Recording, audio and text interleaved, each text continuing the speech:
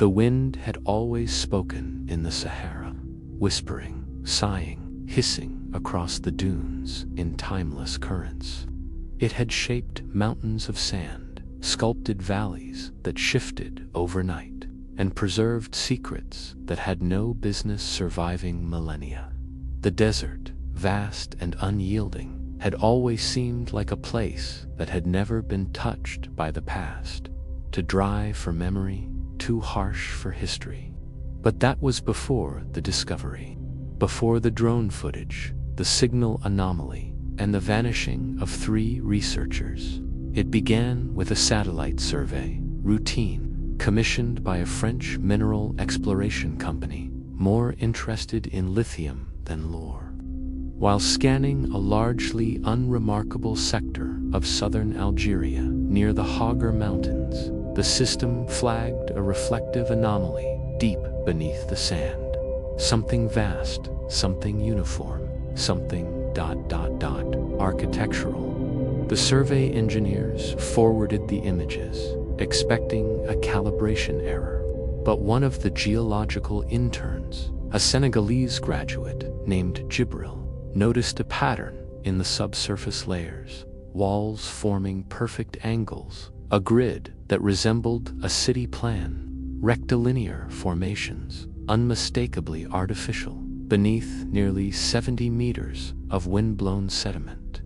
Gibril shared the finding on a closed research forum, and it was there that Dr. Elise Marceau, a quiet, meticulous archaeologist from Marseille, with a taste for the obscure, first read about it.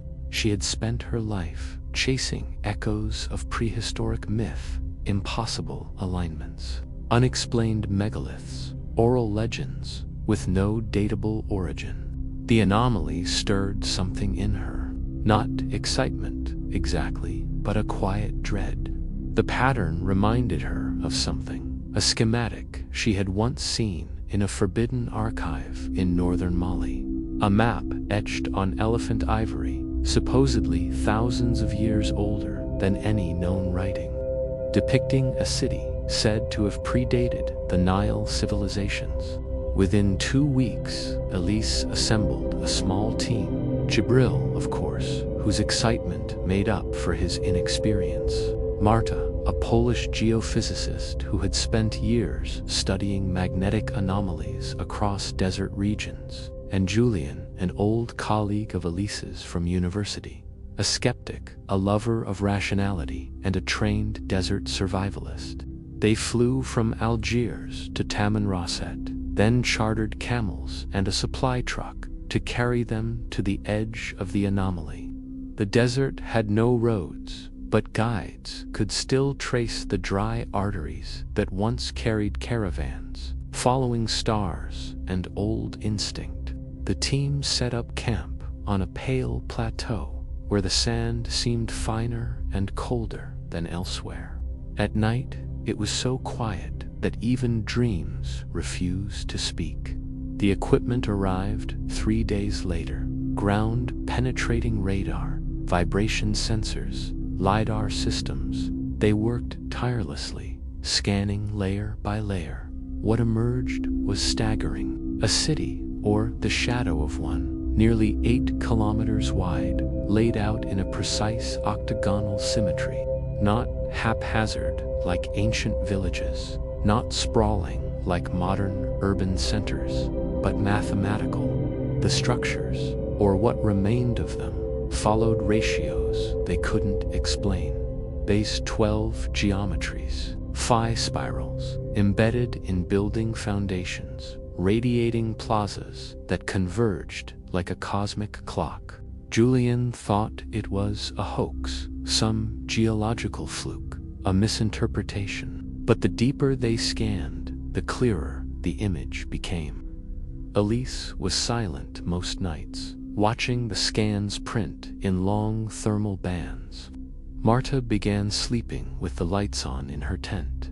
They hadn't dug yet. That was the next step. But the moment they broke ground, things changed. On the 5th day, they uncovered a fragment, smooth, ivory-white stone, untouched by erosion.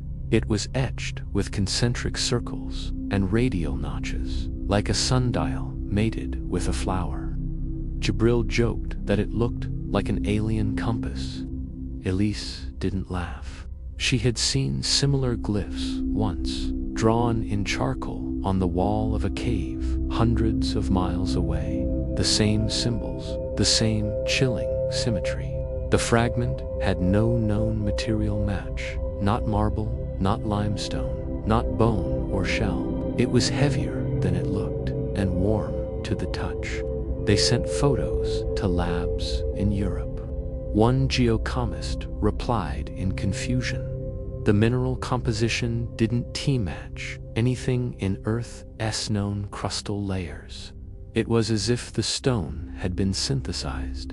Jibril was the first to call it the Ivory City. Then the signal began. Marta's equipment picked it up first, an electromagnetic pulse, faint but rhythmic, repeating every 27.8 seconds. It wasn't interference. It wasn't natural. It was centered directly beneath the largest structure in the buried city, a ziggurat-like formation they had nicknamed the Heart. The pulse was low frequency, nearly below perception, but at night, Gibril swore he could hear it in his bones, a hum like distant thunder folded in on itself. On the 9th night, Julian disappeared.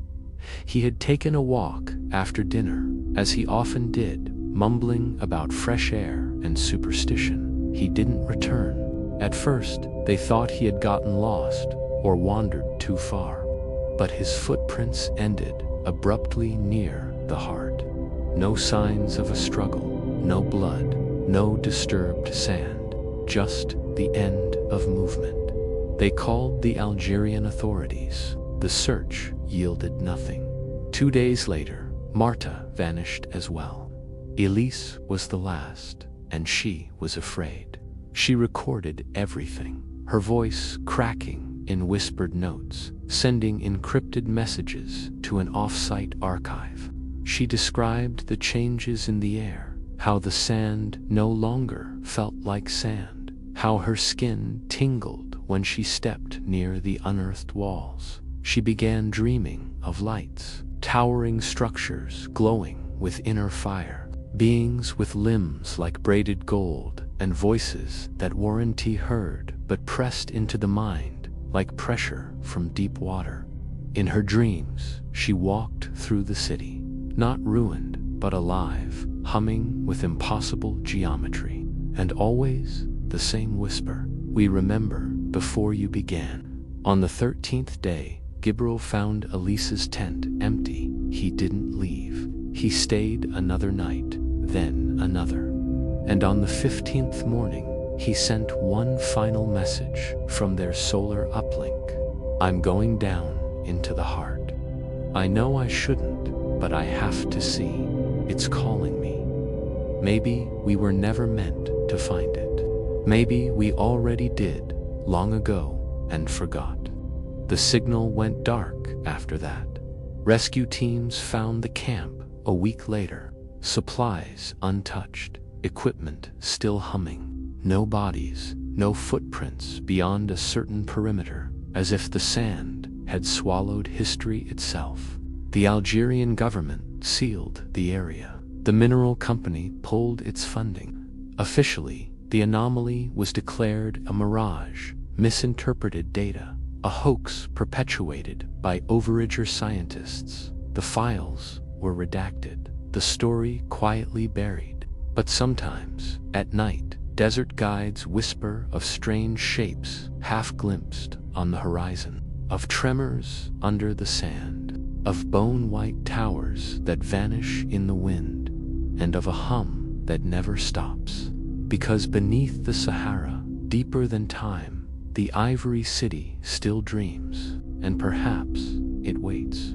High in the easternmost ridges of the Karakoram, where Pakistan meets the silent line of ancient, disputed borders, there is a glacier so black it has been called the Ash Tongue by locals for generations. It slithers down a narrow valley, cloaked in shadow, even at noon. Its surface veined with soot-colored striations and jagged crevasses that breathe with the groans of ancient ice. Few maps name it, no satellites track its movement, and yet, once every decade or so, someone speaks of it again, usually in whispers, often with unease. The most recent whisper came from an expedition log dated 2012. It wasn't meant to be published, but a junior editor at a Himalayan mountaineering journal came across the notes a year later while cleaning up backlogged submissions. The author was listed only as K. Dat. The title of the report was Partial Survey of Karakoram Sector 23B, Subglacial Magnetic Irregularities. Buried near the end, almost as an afterthought, were 3 chilling lines. Inside crevasse cluster Gamma 7, hollow ice corridor. Symmetrical structure, approximately 48 meters beneath surface. Obsidian shelving, carved glyphs, books. Inside a glacier. 48 meters down, the journal rejected the piece. The notes were flagged as possible hoax, but a scanned copy ended up on a dark academic forum 2 years later, where it was seen by Dr. Nalin Rao, a glaciologist from Delhi with an interest in unclassified polar anomalies and a quiet obsession with ancient information systems. At first, she dismissed it, but then she remembered something. A paper written by a Soviet researcher in the 1970s, later censored, that spoke of solid-state repositories in impossible cold. There had been a photograph in that paper, a smear of dark structure emerging from fractured ice in Siberia, barely legible, dismissed as camera damage. It matched Dat's rough sketches perfectly. Nalin spent the next 5 years collecting whispers, references in rare books, half-remembered stories from highland traders, inconsistent seismic data from the region. The glacier wasn't on official maps, but it existed in enough records to find. Still, no known team had ever studied it. No satellite captured it clearly, always clouded, always blurred, as if something didn't want to be seen.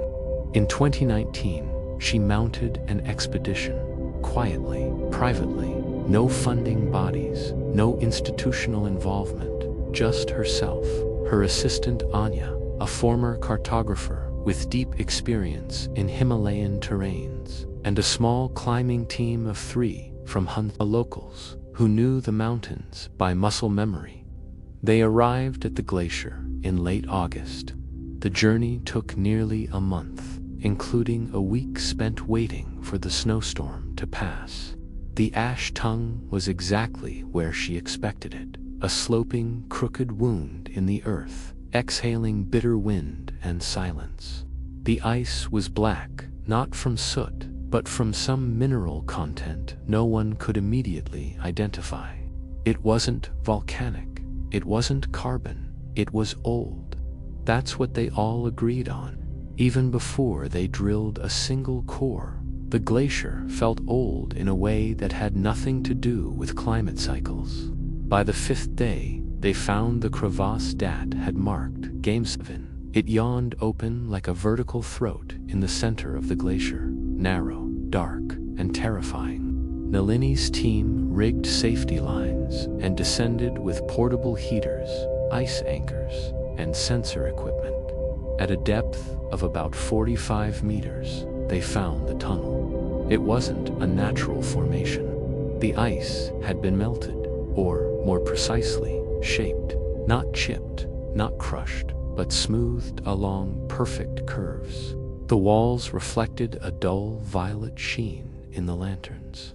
The corridor extended forward in a straight line, then dipped slightly, revealing something no one had expected. Stone, polished obsidian, built into what could only be called a threshold. A rectangular doorway inset into the glacier itself, perfectly level despite the warped ice around it. Carvings lined the frame, not in any recognizable script, but repeating like mathematical notations, swirls, crosshatch spirals, triangular intersections. Anya, who had studied petroglyphs across the Silk Road, said the patterns felt programmatic. That was the word she used, as though they carried instruction, not language. The team pressed on. Beyond the doorway, the temperature dropped rapidly, despite the heaters. Breath crystallized instantly. Ice rimed their boots and eyelashes, but none of them wanted to turn back. The tunnel opened into a chamber, not massive, but domed, like a small observatory frozen in time. Inside, on walls of obsidian and ice, were shelves, carved into the structure itself, each lined with hundreds, perhaps thousands, of small black slabs the size of handbooks. Books, but not made of paper or even stone. They were warm. That's what struck Nalini first. When she picked one up, expecting frozen mass, she felt heat, not radiation, not surface friction, but gentle warmth, like sunlit wood. Each slab was covered in etched lines, impossible in complexity. Some shimmered with faint color shifts when tilted. Others vibrated softly, like a tuning fork just struck. Mikal, the lead climber, called them frozen hearts. No one corrected him. The team documented everything: photos, video, sensor scans. But the data corrupted almost instantly when transmitted wirelessly. Static, glitches, disappearing files. The only thing that survived were handwritten notes and analog photos. By the 10th day, strange things began happening. Time began to stretch. Anya swore that her watch was running slow, 5 minutes behind every hour. Nalini thought she was hallucinating, but when they surfaced for equipment and synced with the main camp, 5 hours had passed. Not 3, not 2. The camp had been worried. The sun had shifted, but down in the chamber, no one had noticed. And then there were the dreams. Each of them experienced it, though none admitted it aloud at first. Standing in a library not made of ice, but light, watching glowing figures move between stacks of floating slabs, speaking a language that sounded like music slowed to a crawl. A voice always followed, not heard, but felt in the chest. You are not the first to forget. Anya was the first to want to leave, but Nalini couldn't. She had found something else. In the third alcove, behind a cracked segment of wall, she uncovered a secondary vault. It was smaller and far colder. Inside was a pedestal. Resting atop it, a single sphere, dark, violet, semi-translucent, humming. It pulsed when she approached. It responded to her breath, and inside the sphere, she saw visions. Impossible ones. A planet not quite Earth. Cities with geometry that melted into air. Skies lit with 3 suns. Towering beings without faces, building with gestures alone. And one repeating image, a spiral library stretching forever downward. It was then that she realized the glacier wasn't just a preservation chamber. It was a repository, a memory vault. Something left behind not by humans, but by something before them. Not alien exactly, but not us, not even close.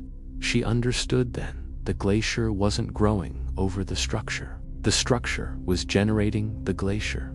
The cold was the containment, a shield against entropy, a lock, not a side effect. They were inside a prison of information, and something inside wanted out.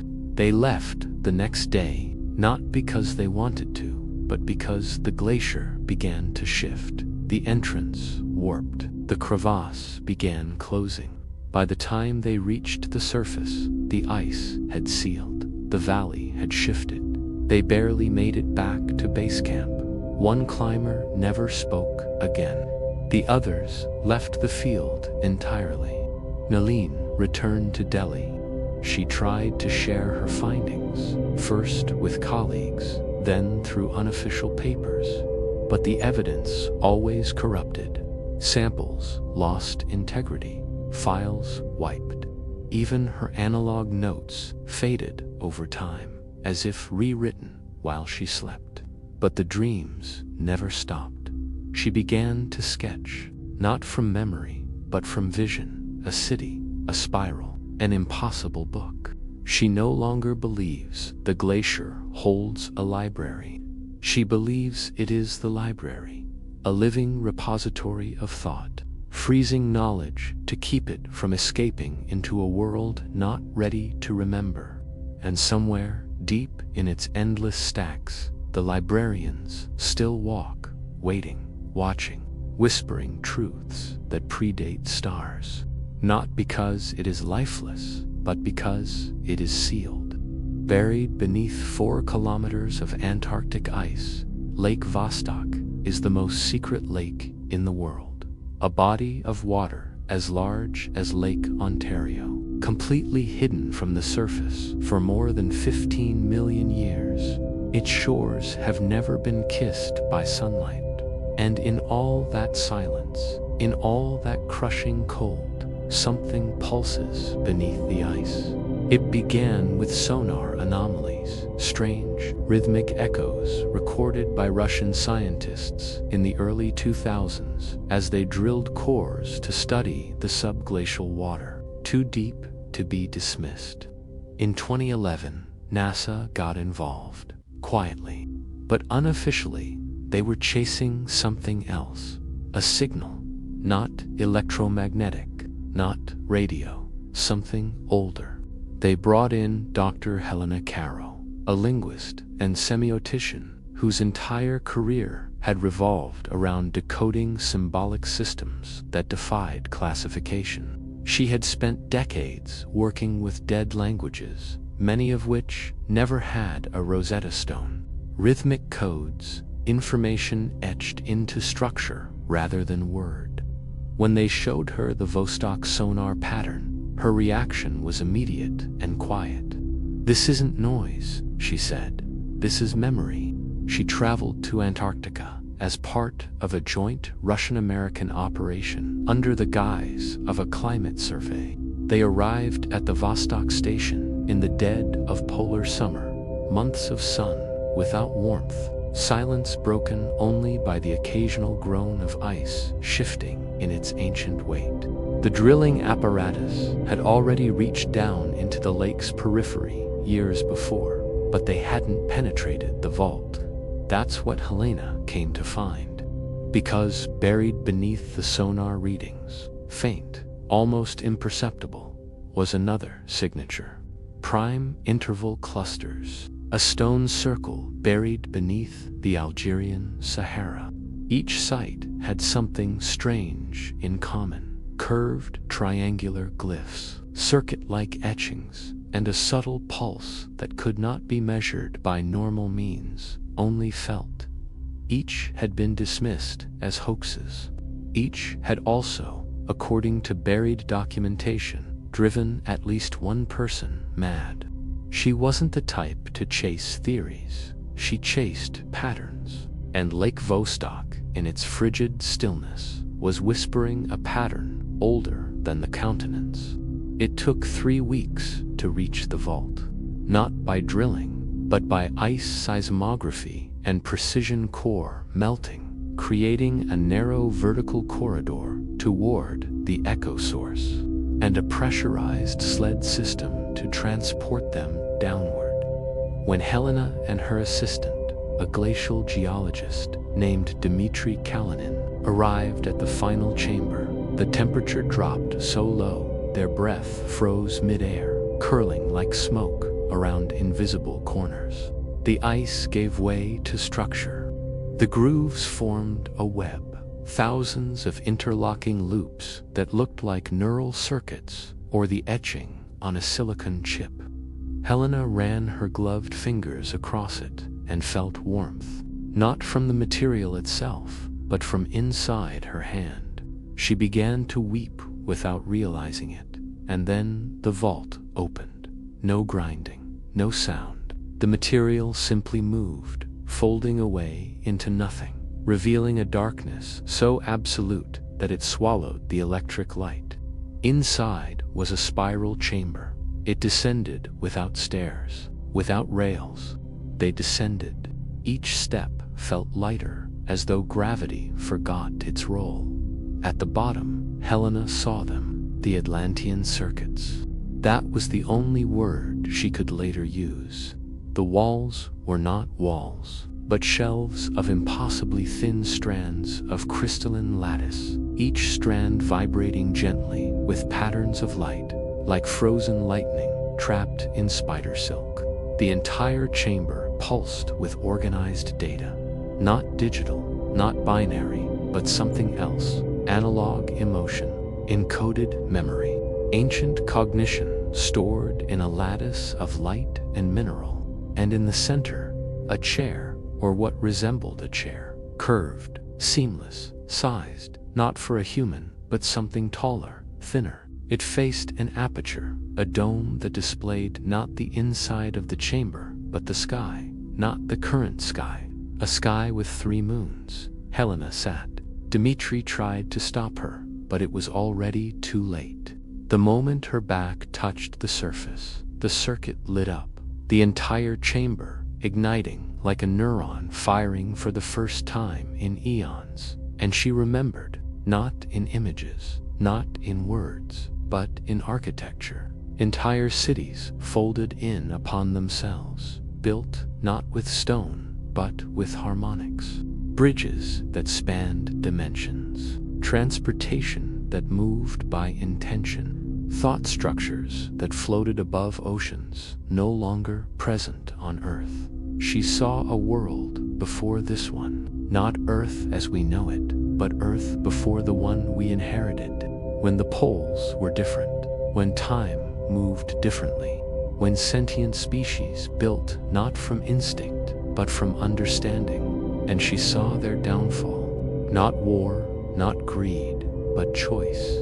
They chose to forget, to bury, to dissolve their knowledge into the crust of the earth and leave behind gateways, memory chambers in remote corners, built to survive not just extinction, but amnesia, because they knew something would come again, something like us. The vision ended, the light dimmed.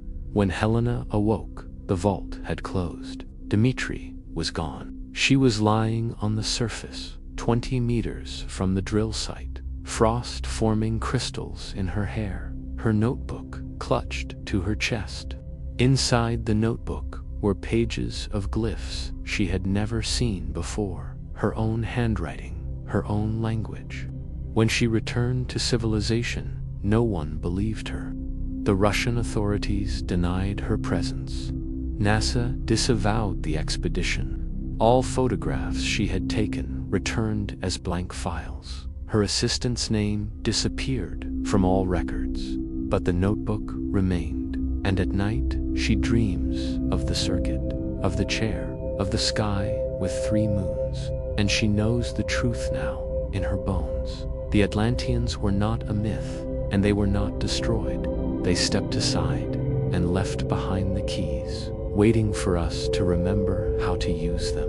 The Gobi Desert is not silent. It sighs at night with the groans of buried stone and forgotten wind.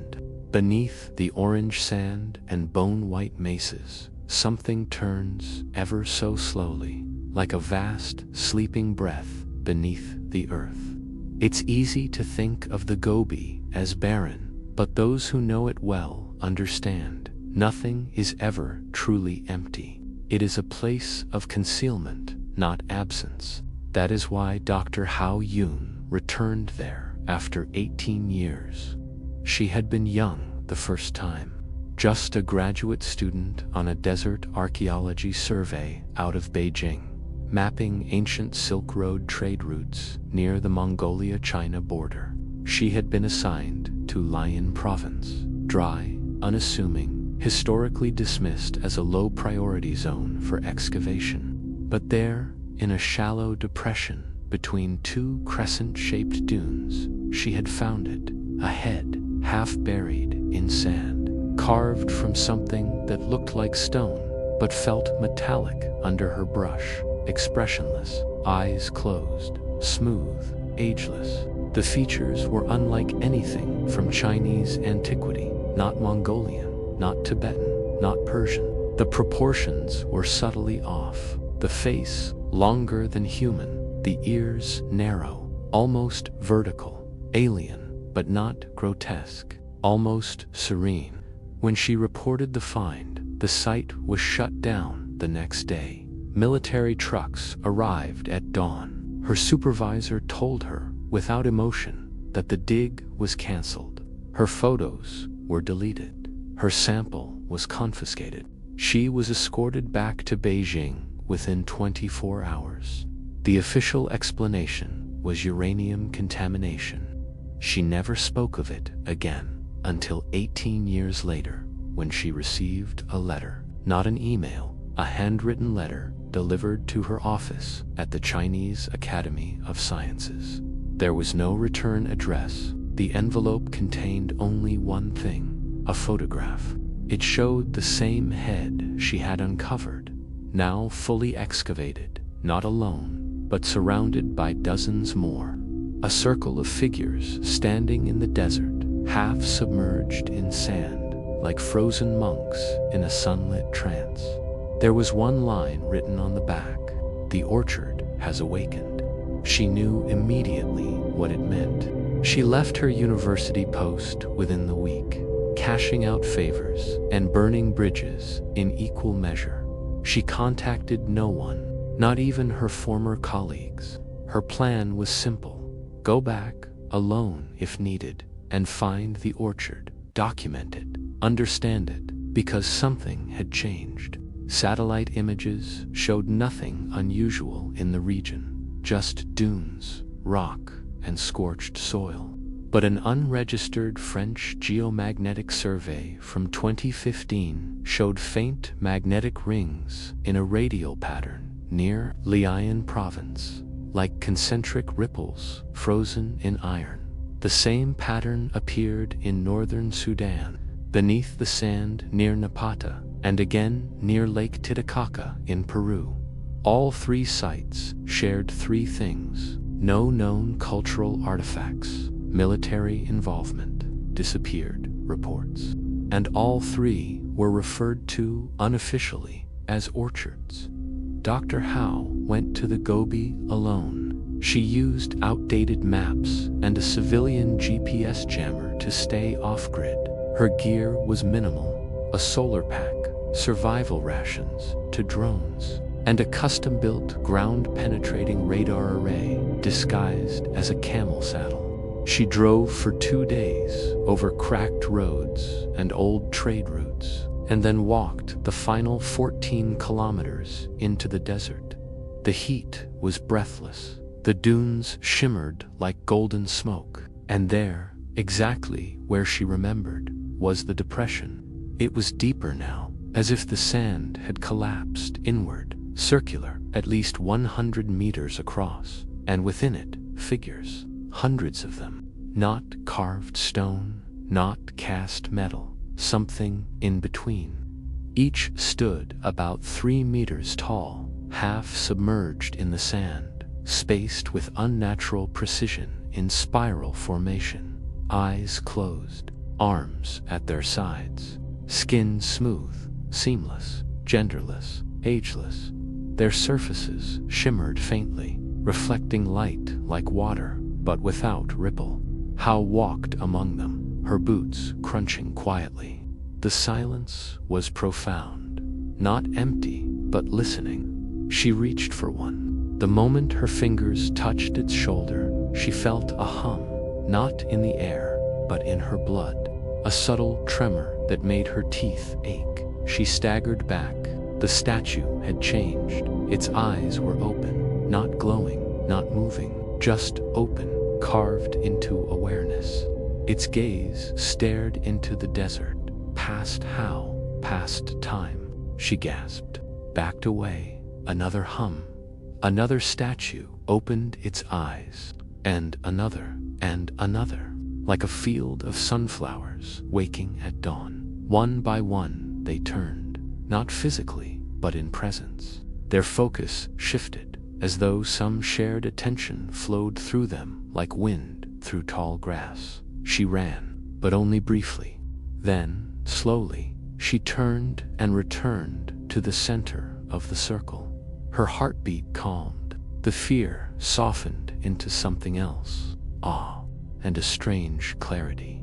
Like remembering a song from childhood you had known you'd forgotten. There, in the heart of the orchard, lay a stone, flat, smooth, no markings, a platform. She stood upon it. The hum increased. The air thickened, not with heat, but with memory. And the orchard whispered, not in words, in images. She saw vast plains under twin moons, cities built of crystal and thought, beings who walked not on legs, but on gravity. She saw a time before Earth's recorded history, before ice, before flood, before myth. She saw the planting. These statues were not statues, they were seeds, not biological, not mechanical, cognitive. Each one contained an encoded presence, a preserved consciousness, sealed in a vessel of synthetic flesh and harmonic mineral, waiting not to be awakened by force, but by resonance. The orchard had been seeded across the globe, in locations of energetic convergence, nodal points where Earth's magnetic and telluric lines crossed, allowing memory to anchor to matter.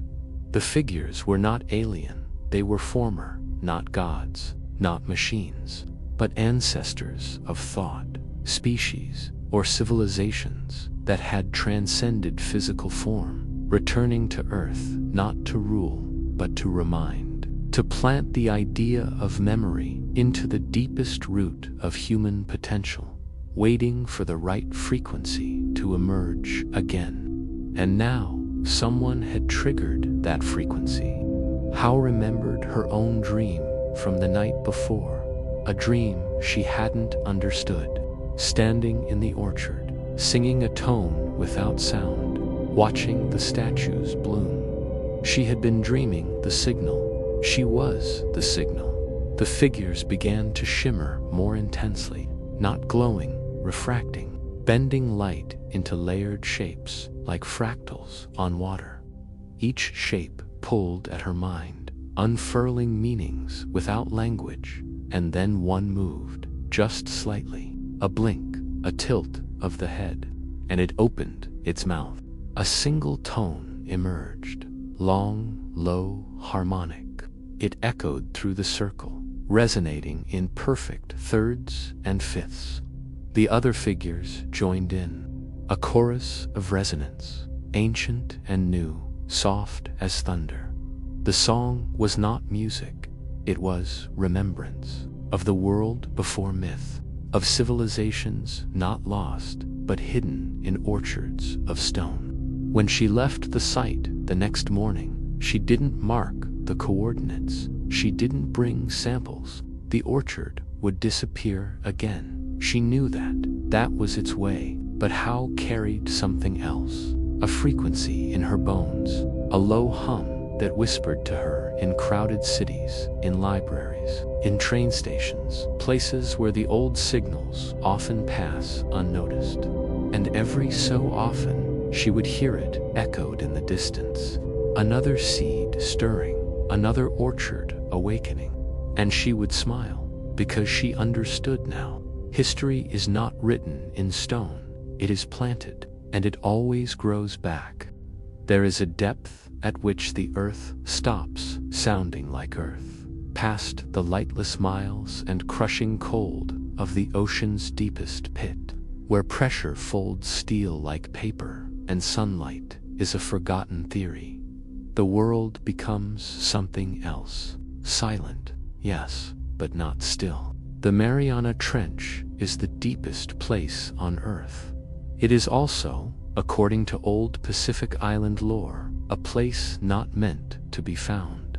Fishermen near the northern Marianas speak of singing currents, flows that vibrate boats, hulls like drums. They avoid those places. Even the most daring divers, the ones who laugh at risk and swim past the drop-offs of Challenger Deep, refuse to descend beyond a certain point, because they know the hum isn't just water, it's watching. In 2022, a privately funded expedition was launched by a multinational collective known simply as Project Viridian. Their stated goal: to chart higher-resolution sonar maps of the trench for future subaquatic infrastructure projects. Their true mission was something else entirely. The expedition team was small: 6 researchers, 2 submersibles, and 1 AI-guided bathyscaphe designed for absolute silence. On paper, they were engineers. In reality, 4 of the 6 were archaeologists, not of human ruins, but anomalous ones. Dr. Etta Nomura was the lead, a marine geophysicist turned rogue academic. She had spent 2 decades tracking sonar pings that repeated in musical intervals.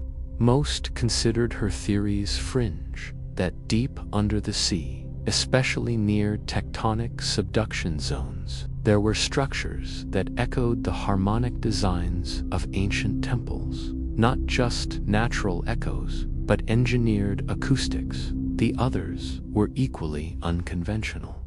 Miguel Tavares, a Portuguese cryptogeologist who believed Earth's crust stored information like memory. Sonia Halabi, an Egyptian acoustician obsessed with cymatics. And Jules Shen, a soft-spoken linguist who specialized in unspoken codes, symbology through resonance, not writing. They weren't looking for ruins. They were looking for something still working. And on the 9th day of the expedition, they found it. It began with a signal.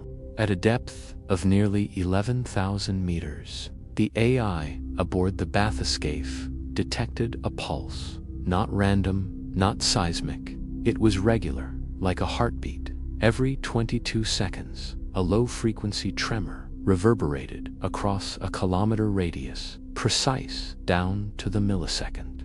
No tectonic activity matched it. When they triangulated the source, the coordinates led them to a narrow crevice in the trench wall, a place no previous vehicle had entered. Not because it was unreachable, but because it hadn't existed on maps. It was new. They sent the unmanned submersible first. It descended into the fissure, lights slicing through liquid darkness. For 400 meters, the walls of the crevice pulsed softly with bioluminescent microbes, shifting in color with each pulse of the signal. Violet, then gold, then a deep green, and then the feed cut out. No crash, no malfunction alert, just black. Etta made the decision to go herself. She and Miguel entered the manned capsule and dropped into the crevice. The descent was slow, cautious. Outside the small window, the walls grew smoother, less like rock, more like molten glass that had cooled mid-flow. At 11,403 meters, they emerged into an opening, a chamber, vast, impossible, roughly spherical, and in the center, half buried in sediment and veiled in marine snow, was a machine. It defied classification. Over 70 meters tall, shaped like an inverted dome, with long spindled appendages curving outward like a sea urchin. The surface was etched with spiral glyphs, faintly glowing. It was humming, the same 22-second pulse, now felt in the chest. It was not dormant. It was alive. Not biologically, but functionally, operational, a system maintaining itself in the pressure of the abyss. With no power source, no corrosion, no apparent purpose, They circled slowly, sonar bouncing uselessly off the structure. The machine's surface responded not to touch, but to sound.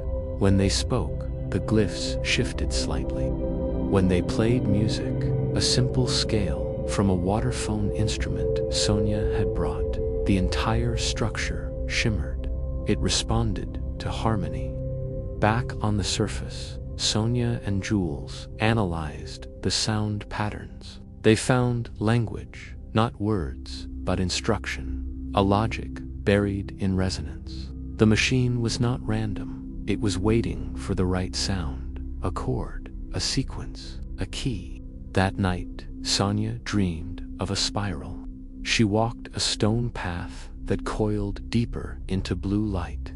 At the center stood a device, the same shape as the machine in the trench, humming a lullaby in a voice like shifting whale song, a wordless cradle song. She sang along, and the spiral opened. She awoke, humming it. They tried the sequence the next day. Miguel played it into the capsule's speakers. The result was immediate. The machine opened, not like a door, like a flower. Its outer shell peeled back in symmetrical segments, revealing an inner core of crystalline lattice that pulsed with memory, and something stepped out. Or perhaps it was already there. It wasn't a being in the traditional sense. No limbs, no eyes, but a presence, a form of thought given shape through geometry and sound. It floated, not in space, but in perception. And it spoke to Etta, not in voice, but through a sequence of tones that struck her inner ear like sudden nostalgia. She remembered things she had never lived, standing on shores not of earth, looking up at skies of liquid amber, hearing her own name spoken by stars. The entity showed her Earth as it had once been, not wild, not chaotic, but designed. Terraforming machines had seeded it. Knowledge stored in magnetic lines, in deep-sea crevices, in harmonic vaults beneath ancient bedrock. Civilizations rose, yes, but not ours. Earlier ones not based on carbon, but cognition. The machine was a beacon, a recorder, left behind by those who chose to step away when Earth's surface could no longer maintain equilibrium. But they didn't leave to die. They left to wait, for the planet to forget, for new intelligence to rise, and for someone to remember the song. Etta asked why. Why leave behind a memory so buried no one could find it? The answer came as vibration. Only those who listen can inherit. The beacon's core pulsed once more, and a tendril of light, no thicker than a reed, extended to the submersible. It entered. There was no alarm, no heat, but the lights flickered, and for one moment, the crew above heard music through the radio static. When Etta and Miguel surfaced 14 hours later, they were changed. Their blood chemistry had altered slightly. Their brain scans showed new patterns of synaptic rhythm. They reported no pain, only clarity. Sonia said their voices carried a harmonic undertone, like faint chimes beneath every word. Project Viridian was immediately shut down. The funding collapsed. The data servers were wiped. The submersible was confiscated by unknown agents. Everyone was silenced. But Etta still dreams.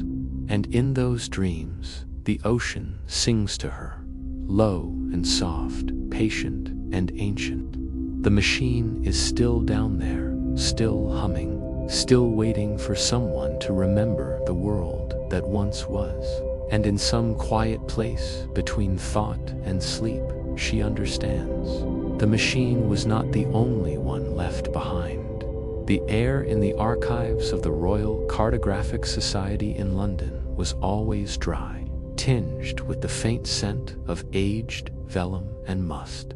Dr. Ellis Wren, a softly spoken scholar in his early 60s, had spent the majority of his life surrounded by those very scents. With silvering hair and wire-rimmed glasses perpetually slipping down his nose, Ellis was a man not known for dramatics. But today, standing before a sealed leather cylinder, unearthed from a forgotten Venetian monastery, his fingers trembled ever so slightly. The container had arrived only days earlier via diplomatic channels from Italy. Following the discovery of ancient texts during the reconstruction of a 13th century chapel, it had taken a team of historians to decipher the elaborate Latin scrawlings that described the item within as Mappa de Mundo Perduto, the map of the lost world. Inside the scroll tube, nestled carefully in linen wrappings, was a map that defied explanation. It was unlike any medieval map Ellis had seen. Not a flat depiction of the world as perceived through a religious lens, but a startlingly accurate, detailed, topographic map of an entire planetary body. The most confounding part, it wasn't Earth. At first glance, the landmasses looked plausible, but unrecognizable.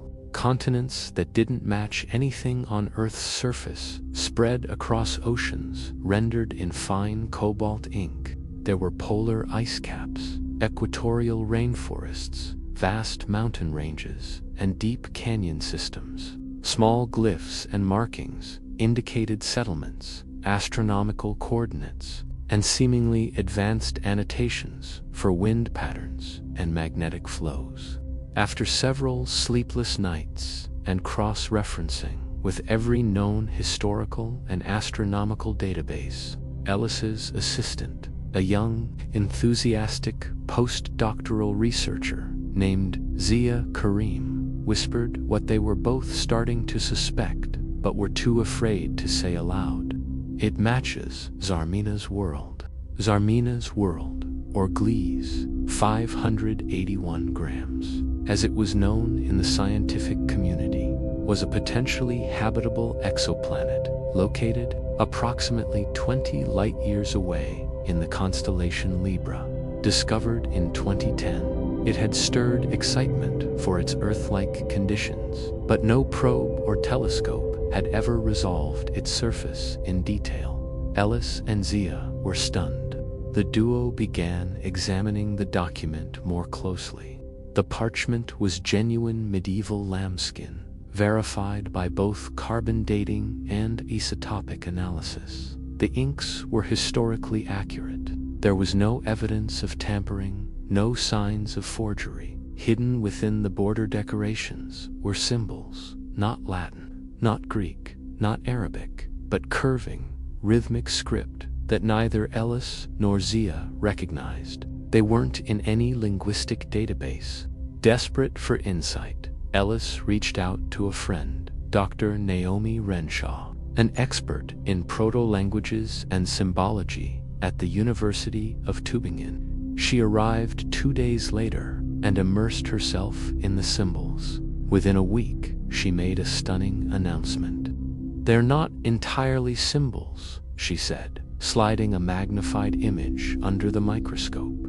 "They're fractal constructs, mathematical in nature, encoded with scale invariance. It's a recursive language, one that possibly functions like a programming language."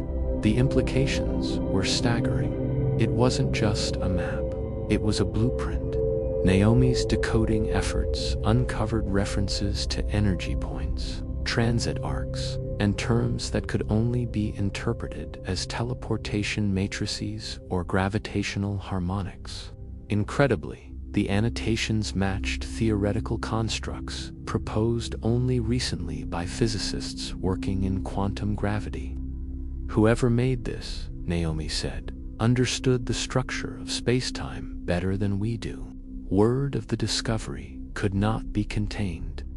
A secret summit was hastily organized at a remote research station in Greenland, where the trio presented their findings to a select group of astrophysicists, cryptographers, and exocartographers. There was collective disbelief, then silent awe.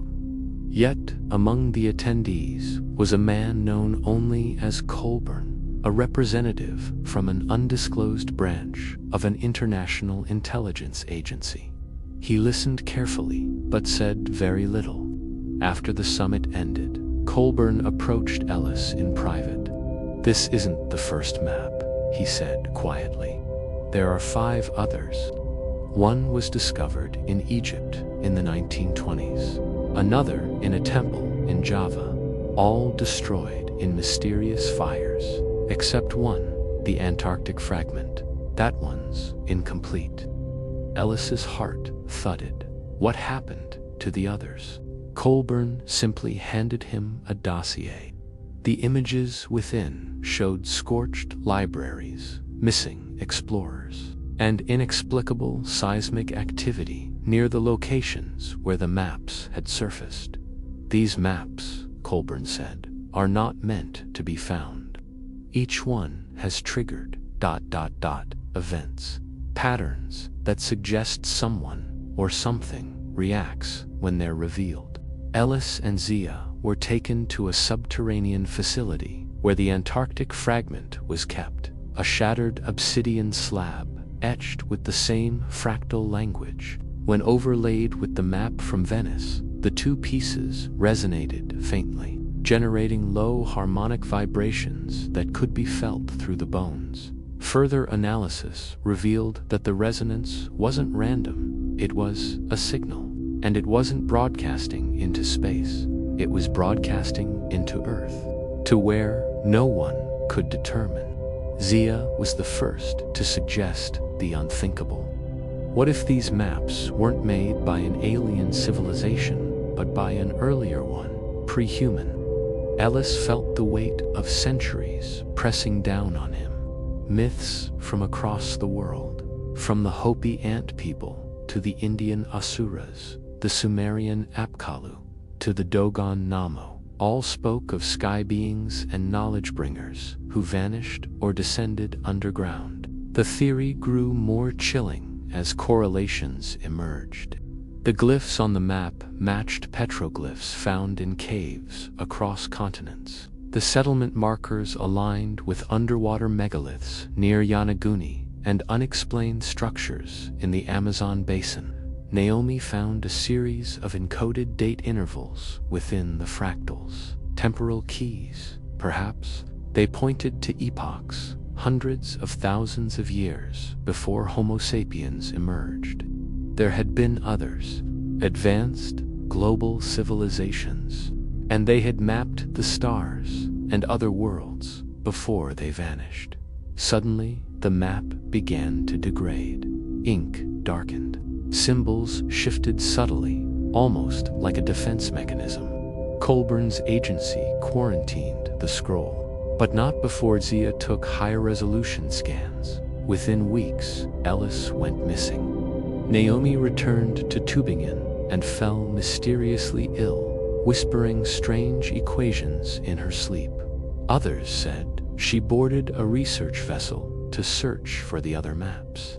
But one detail lingered in Ellis's final notes, scribbled hastily in the margins of his journal. The map is a key, not to where we go, but to where we came from. And in red ink beneath it, just one word, circled over and over: remember. Sleep well now, and wonder, in the silence of the night, high in the rugged backbone of the Andes Mountains, where the air grows thin and the ancient stone walls of forgotten civilizations crumble beneath moss and wind. A mystery slept beneath the rock. It was not a temple, nor a burial site, nor a mind, but something older, much older, something from before. Professor Herrera, a seasoned geologist and field archaeologist from Chile's Universidad de la Frontera, had not expected her 14th field season to change the course of her life. For years, she had explored the mineral veins of South America for clues to ancient mining cultures, Incan, pre-Incan, even obscure proto-settlements. But in the isolated Cordillera Vilcabamba range, a strange reading pulled her toward something far less explainable. At the heart of the mystery was a quartz anomaly, enormous formation, several kilometers beneath the surface, identified through remote sensing and subterranean imaging. The readings were odd. The formation appeared geometrically perfect hexagonal tunnels and massive chamber-like voids that did not match any known geological process. One satellite image, accidentally triggered by a military imaging satellite recalibration, had picked up an unusual pattern of regularity, almost architectural symmetry, deep within the mountain. Funding came swiftly once the data was verified, mostly through shadowy sources never fully identified. All she knew was that a team was assembled quickly, geologists. The air around the project buzzed with quiet urgency and an undercurrent of dread. No one said it outright, but they all felt it. They were digging into something that wasn't supposed to be disturbed. After weeks of treacherous drilling, using a modified bore tunneling system with sonic cutters, they broke through, not into earth or stone, but into hollow space. Was among the first to enter. The chamber was vast. Its walls shimmered, not with gold, but with crystalline facets, each reflecting light at impossible angles, some seeming to bend the reflections around the corners of reality itself. The room was hexagonal, carved with precision that defied explanation. Its floor hummed faintly beneath their feet, as if resonating with the low rhythm of the mountain's breath. At the center of the chamber was a structure, a massive obelisk made of translucent quartz-like material, suspended inches above the ground. It rotated slowly, impossibly, with no visible mechanism. Along its surface, strange markings, shimmered glyphs no one could decipher, not even the linguist who had memorized every known Proto-Andean symbol set. More chambers were discovered in the days that followed, some with tall crystalline pillars that emitted faint musical tones when touched. Others had complex interlocking tiles that rearranged themselves subtly when walked upon, as though learning the pattern of their footsteps. In one chamber, they found a wall etched with a star map, constellations no longer visible in the sky. When cross-referenced with stellar drift data, the stars matched configurations from over 200,000 years ago. Couldn't T sleep? The air inside the chambers affected her dreams. Vivid, lucid dreams of tall, graceful beings walking along the glowing corridors of crystal cities, surrounded by luminous plants and skies filled with two moons. She awoke with tears in her eyes, certain they weren't dreams at all.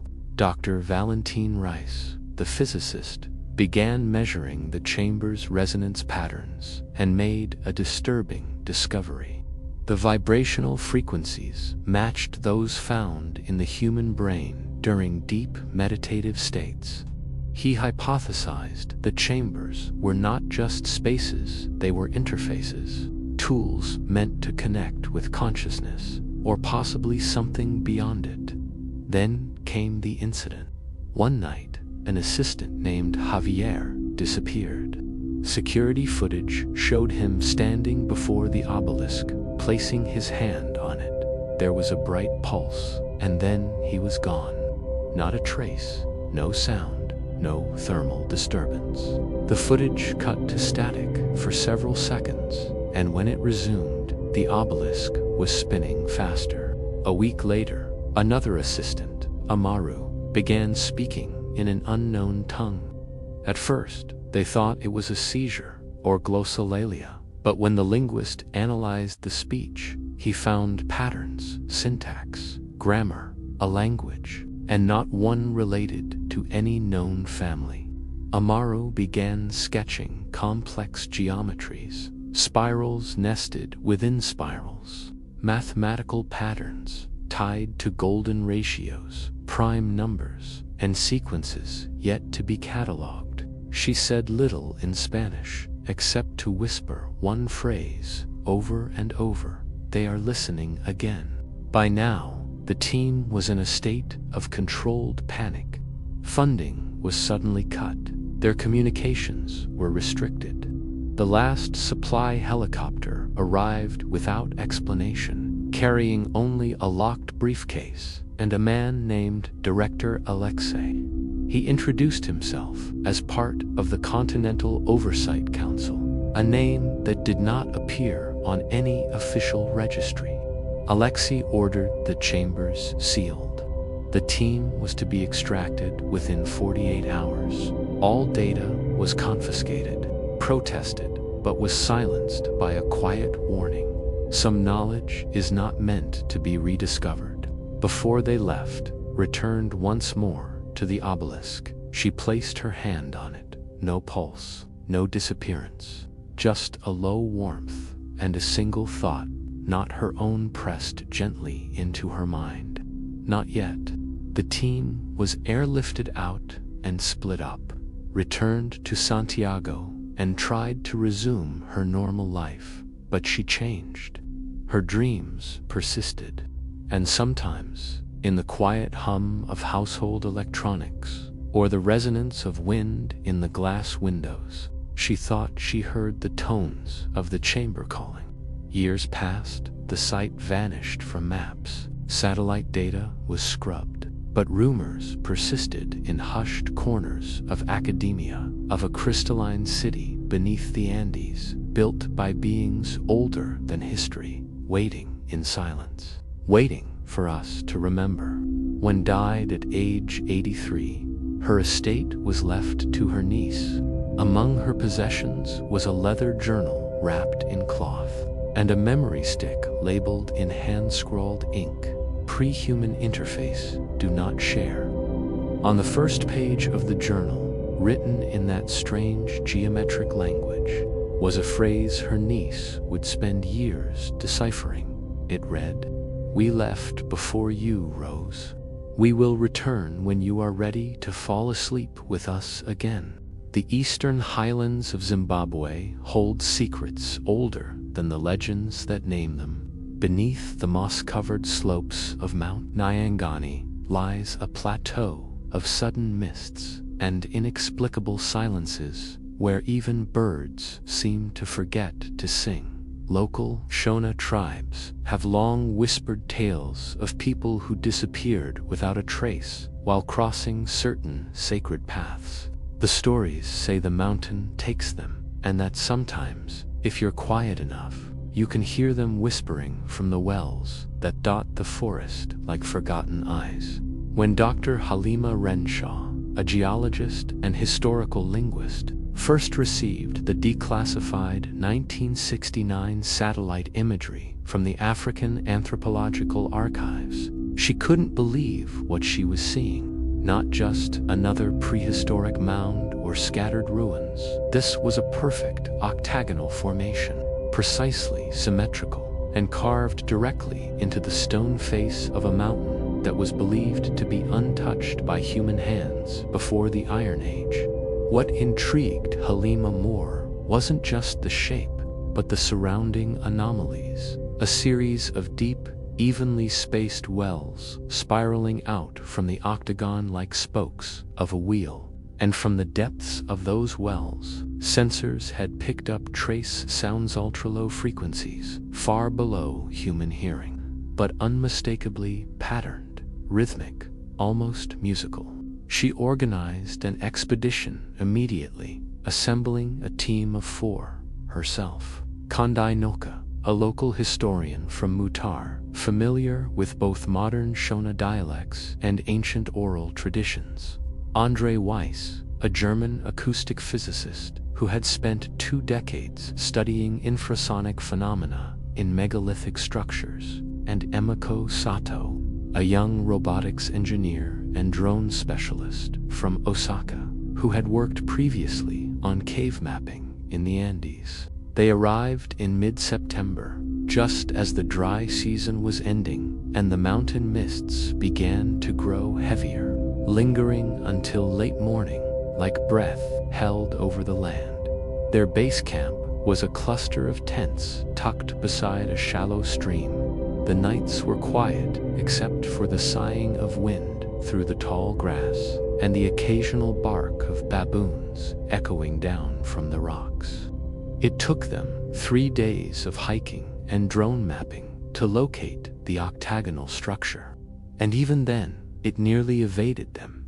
Its edges had been swallowed by time and moss, its stones so ancient they seemed part of the earth itself. But once they began to clear away the undergrowth, patterns emerge, tiny etchings, not in any recognizable language, but arranged with such deliberate care that even Kondai stood in awe. He whispered, "These are not decorations. These are like scripts, like stories."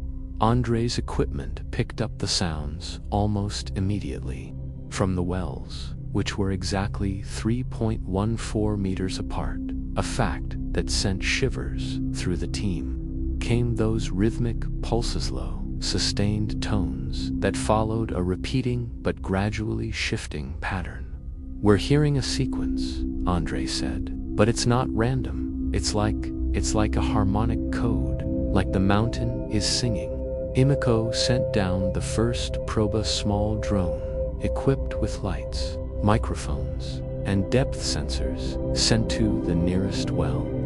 It descended smoothly for nearly 60 meters before something strange happened. The video feed began to distort, not cut out, but warp. The visuals twisted, almost like reflections seen in rippling water. But more than that, the probe's audio sensors began picking up whispers, actual whispers. Words come down. Remember, below. Halima, who had remained skeptical until that moment, sat in silence. Her mind raced not just with the mystery, but with ancient texts she had studied in her youth. In particular, a passage from a forbidden volume once found in a cave in North Africa, known only as the Codex of the Breathless Sky, which spoke of a place where stone sings and wells speak of the first ones, whose names are no longer heard by men. On the 5th day, they descended.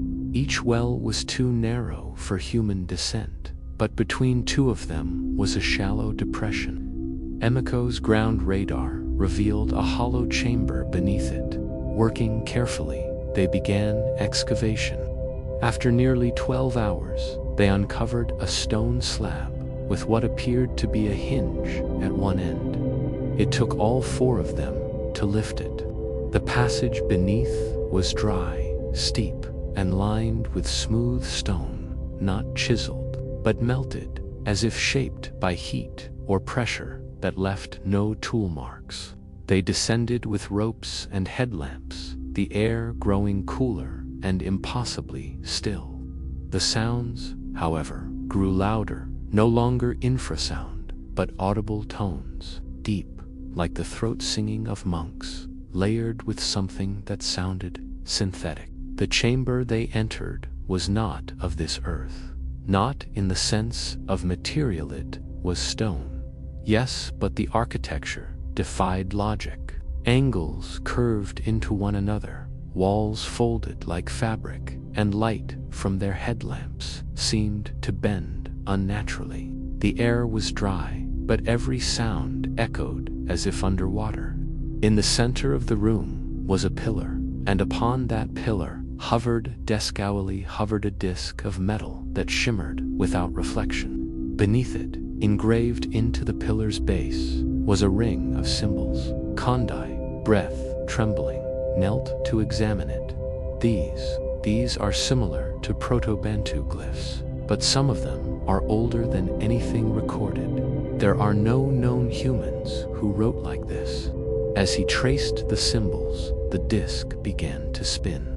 A sound filled the chamber, clear and unlike anything they had heard.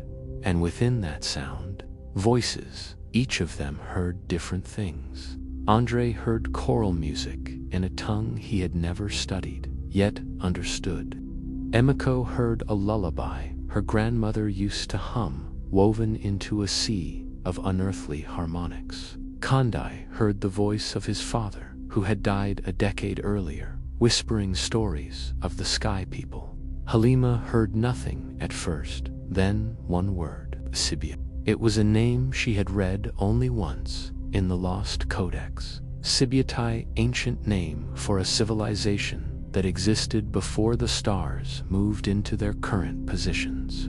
Who knew the deep codes of sound, and who lived not on the earth, but within it. Then the lights died, not just their headlamps, all light, all sound. For what seemed like eternity, they floated in darkness, thick as stone. When light returned, they were outside lying beside the well. It was morning, their gear was gone. The slab had been sealed, but each of them remembered, and each of them had brought something back, not an object, but a sound, a specific frequency, ringing in their ears, sometimes for minutes, sometimes for days. André would later recreate part of it in his lab in Berlin. The tones caused specific sand patterns to emerge perfect octagons, just like the mountain structure. Kandai wrote down what he remembered of the glyphs, and a hidden grammar emerged, a syntax beyond linear time. Emiko dreamed in symbols for weeks, then patented a new waveform sensor that revolutionized seismic mapping. Halima returned to the archives. She found an obscure, untranslated Babylonian tablet in a museum in Istanbul. After weeks of study, the name appeared against Sibia, and next to it, a warning. They gave sound to stone and life to silence. They sleep beneath us still and dream the shape of the world. To this day, the wells of Mount Nyangani whisper. Not every night, but sometimes when the wind is just right and the mist curls low, you can hear them. They don't speak words. Not always. But if you listen long enough, you may start to understand. And if you truly understand, they may call you down. Along the rugged, fog-swathed coast of Northern California, where towering redwoods brush the heavens and the Pacific crashes with a relentless, ancient rhythm, lies an enigma forgotten even by time itself. Local fishermen have long told tales of a place beneath the waves, where giant kelp forests rise and fall like living skyscrapers, hiding beneath their shadows, a city not made by any human hand, a place older than histories, like ghosts trapped in the ocean's depths. Dr. Naomi Chase, a marine archaeologist with a penchant for the inexplicable, was drawn here by an obscure note buried deep in a Soviet oceanographic archive. The note mentioned sonar anomalies off the coast, near a deep underwater canyon called the Devil's Slide. Something vast and geometric lay hidden beneath the seafloor, structure unlike anything recorded. With funding from a private foundation and a crew of expert divers, sonar operators, and submersible pilots, Naomi assembled an expedition to explore the shadowy waters. Alongside her were Marcus Reyes, an expert in ancient lithic construction, Hannah Suzuki, a biologist specializing in deep-sea flora, and Elliot Brandt, a technology specialist with a background in quantum imaging. Their vessel, the Aegis, was equipped with the latest sonar arrays and remotely operated vehicles, ROVs, capable of reaching depths over 300 meters. The ocean here was unforgiving, and the currents could shift without warning, but the promise of discovery was irresistible. On the fourth day, the sonar finally picked up something unmistakable, a vast grid-like formation, stretching over 3 kilometers, revealed itself beneath layers of silt and kelp. The patterns suggested walls, streets, and towering columns, a submerged metropolis not built from coral or stone. but from a material that seemed to absorb light itself, rendering it almost invisible. They launched their first ROV, sending it to map the area and capture higher resolution images. As the camera plunged beneath the water, the kelp canopy above swayed like ancient fingers. The ROV's lights illuminated monolithic structures, their edges too sharp to be natural. Symbols carved into the walls gleamed faintly, glowing in hues of blue-green bioluminescence. The shapes resembled no known alphabet but pulsated rhythmically, as though alive. Marcus stared at the live feed, awestruck. These aren't erosion patterns. This is craftsmanship. The precision is beyond even the best modern engineers. As the days passed, the team uncovered evidence of chambers and corridors, water-filled but structurally intact. In one room, a crystalline artifact hovered mid-water, rotating slowly, as if powered by an unseen force. Hannah noted the surrounding kelp around the artifact was glowing brighter than normal, seemingly energized. Naomi found herself haunted by dreams, visions of the city in its prime, teeming with life. Towering beings with translucent skin moved gracefully among the streets, their eyes deep pools of stars. They communicated through shimmering waves of color emitted from their bodies, and their voices were songs carried on currents. Elliot began running simulations on the artifact's energy signature. "This is quantum coherent energy," he explained. "It's not just generating light, it's maintaining the structure against the immense pressure of the ocean. It's alive." One night, during a dive with a manned submersible, Naomi and Marcus ventured inside a narrow passage leading to what appeared to be a control chamber. As they navigated the labyrinthine corridors, the walls around them began to pulse softly with blue light. Suddenly, a low hum filled the chamber. The crystalline artifact's glow intensified, and images burst into Naomi's mind, not through sight or sound, but directly, like memories. She saw the birth of the city, crafted by beings not bound by flesh, but by pure energy, housed within crystalline forms. They had mastered the manipulation of matter and energy, living in harmony with the ocean's depths. They foresaw the rise of humans and the eventual submersion of their city beneath the tides. They had left behind a warning encoded in the artifact. The ocean was changing, shifting in ways that would one day threaten life on the surface. The city's silence was not abandonment, but a safeguard, a slumber until the time when humanity could understand and act. The artifact suddenly pulsed, sending waves of energy through the submersible. Instruments flickered, and the walls themselves seemed to breathe. Naomi and Marcus barely escaped the chamber as the passageways shifted, sealing behind them. Back aboard the Aegis, the team realized they were guardians of a secret older than recorded history, on ancient civilization whose knowledge could rewrite humanity's understanding of life, consciousness, and the oceans themselves. Naomi's final log entry spoke of responsibility and reverence. They had glimpsed a pre-human intelligence thriving beneath the waves, intertwined with the planet's pulse, and in the deep, where the kelp whispered, the city waited patiently for when the world was ready to listen. The Black Desert of Egypt is a place where silence reigns, vast and empty, a sea of dark volcanic glass and jagged stones stretching toward the horizon like spilled ink across the sands. To most, it is a barren expanse, but to a select few, it holds the faint whispers of a forgotten world. Dr. Samira Khalid was one such seeker, an Egyptologist by training. She had devoted her career to unearthing the mysteries beneath Egypt's sands.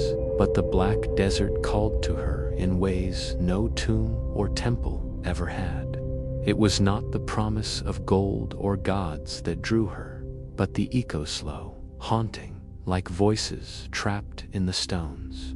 Her research led her to a set of satellite images captured decades ago by a defunct Soviet reconnaissance satellite.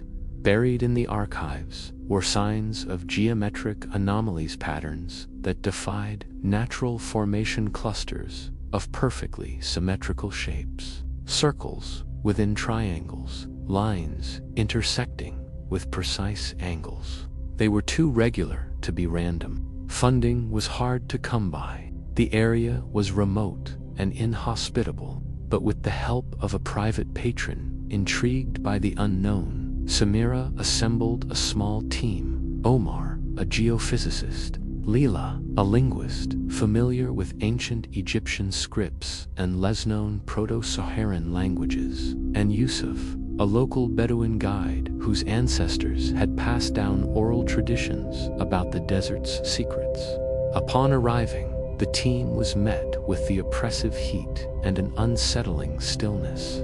Nights were colder than expected, and the stars hung low and bright, as if watching their every move. Their base camp sat near a cluster of black obsidian outcrops.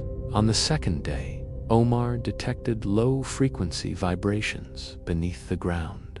Unlike typical seismic activity, these were rhythmic, almost deliberate. They followed the signals, uncovering a shallow pit concealed beneath wind-blown sands. Brushing away centuries of dust revealed an opening, a shaft descending deep into the earth. Samira led the descent, their torches piercing the thick darkness.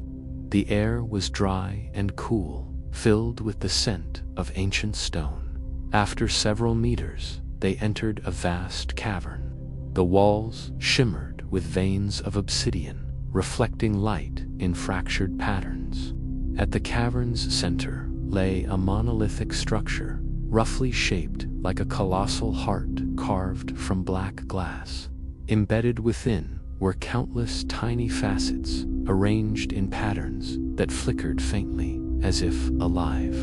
Leela ran her fingers over the surface, tracing glyphs etched deeply into the obsidian. "These are unlike any script I've seen," she murmured.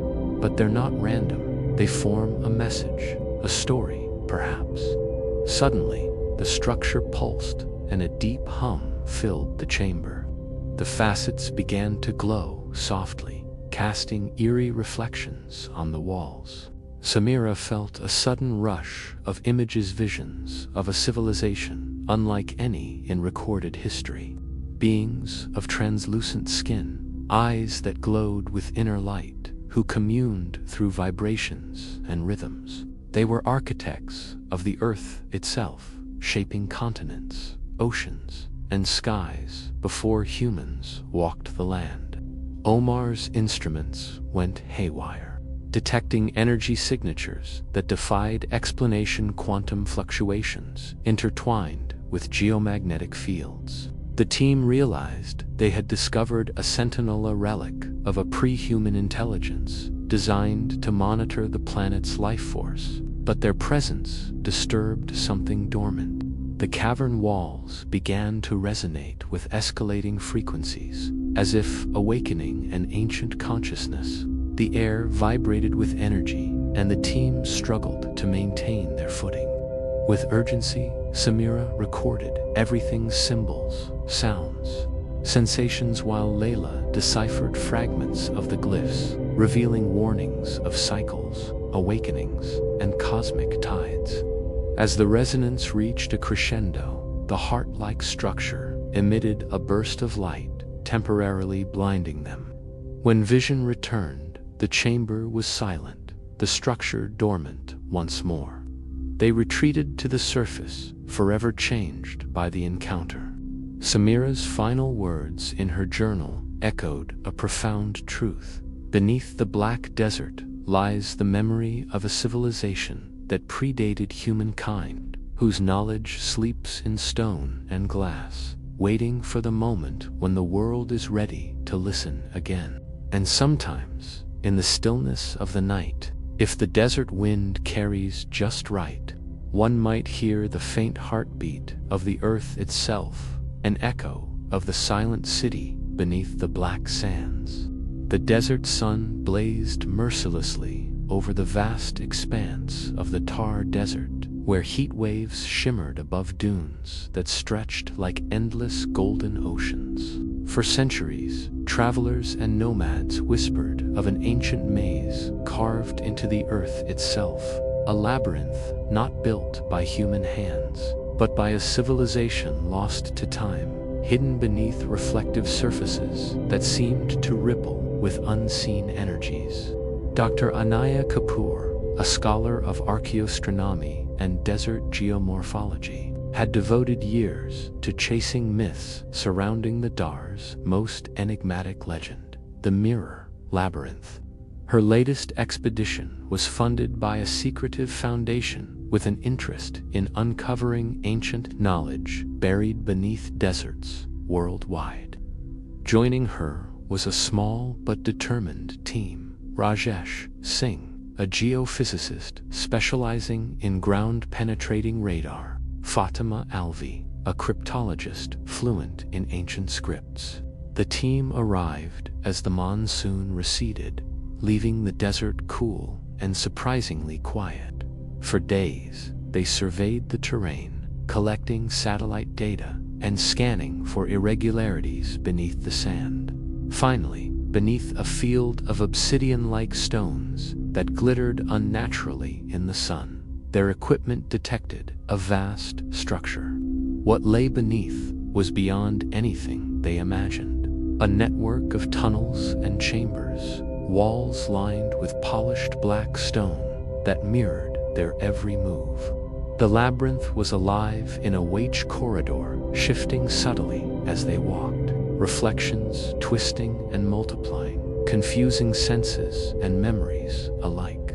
Within the heart of the maze, they found inscriptions etched into wall symbols that defied linguistic classification, seemingly fractal and recursive, echoing the endlessness of the maze itself. Fatima's eyes widened as she recognized patterns resonating with sacred geometry and quantum theory alike. This isn't just a language, it's a code, an algorithm. As they ventured deeper, the labyrinth tested their minds, manifesting illusions and memories. Shadows flickered, and whispers echoed voices speaking in a tongue that was at once foreign and deeply familiar.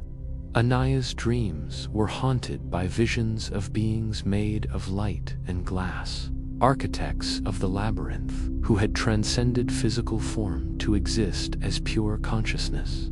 The mirrored walls pulsed, and the air vibrated with a frequency that induced trance-like states. Each member of the team experienced time differently. Moments stretched and collapsed. Memories blended with visions of other worlds.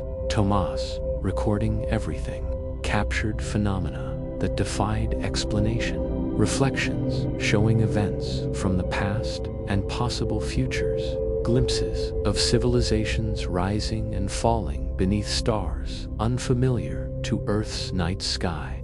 As dawn approached, the labyrinth revealed its purpose. Not merely a prison or puzzle, but a vessel of knowledge encoded in space and time. A repository for a pre-human civilization's greatest secrets. Anaya understood that to emerge from the maze was to carry that knowledge forward and to protect it from forces that might misuse it.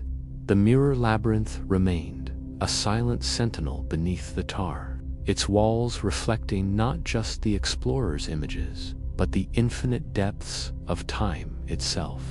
The morning sun spilled through the thin cracks above the labyrinth's entrance, casting long rays into the reflective corridors below. Anaya rubbed her eyes and checked the digital map Rajesh had been compiling. The ground-penetrating radar had revealed the labyrinth was far more complex than anticipated. Tunnels sprawled for kilometers beneath the desert floor, folding back upon themselves like an endless fractal. Rajesh frowned. Every time we map a section, the readings change. Fatima nodded grimly. The inscriptions imply the maze is not static. It's designed to adapt, to protect the knowledge inside. It's almost like it's alive. The team gathered near a chamber where the black mirrored walls shimmered with an otherworldly light. Fatima carefully ran her fingers along a series of etchings that resembled nested circles, expanding infinitely outward, fractal in design. She began to chant softly, her voice carrying the patterns embedded in the glyphs. Suddenly, the air thickened. The reflections multiplied, swirling into shapes that resembled vast cities made of light. Beings formed from crystalline geometry, and stars turning in impossible orbits. Anaya felt a strange sensation, her thoughts expanding, reaching out into places she had never been. Memories not her own surfacing, ancient star charts, mathematical theorems beyond human conception, and warnings of cosmic cycles. The labyrinth was transmitting knowledge, but also a message that it was a vessel of consciousness created by an intelligence that had transcended physical form eons, a Goan intelligence that seeded knowledge for civilizations yet to come. Tomas whispered, "It's a memory, not just stone, but a living archive." The team realized that the labyrinth was both prison and library, designed to safeguard knowledge that could alter humanity's understanding of existence. It also appeared to serve as a testa filter to ensure only those with the right intent and mind could access the secrets. Hours turned into days as they explored deeper. The labyrinth played with their minds, manifesting illusions of loved ones, fears, hopes, and ancient histories. But Anaya's resolve strengthened. She sensed a connection to the labyrinth, as if it recognized her presence and purpose.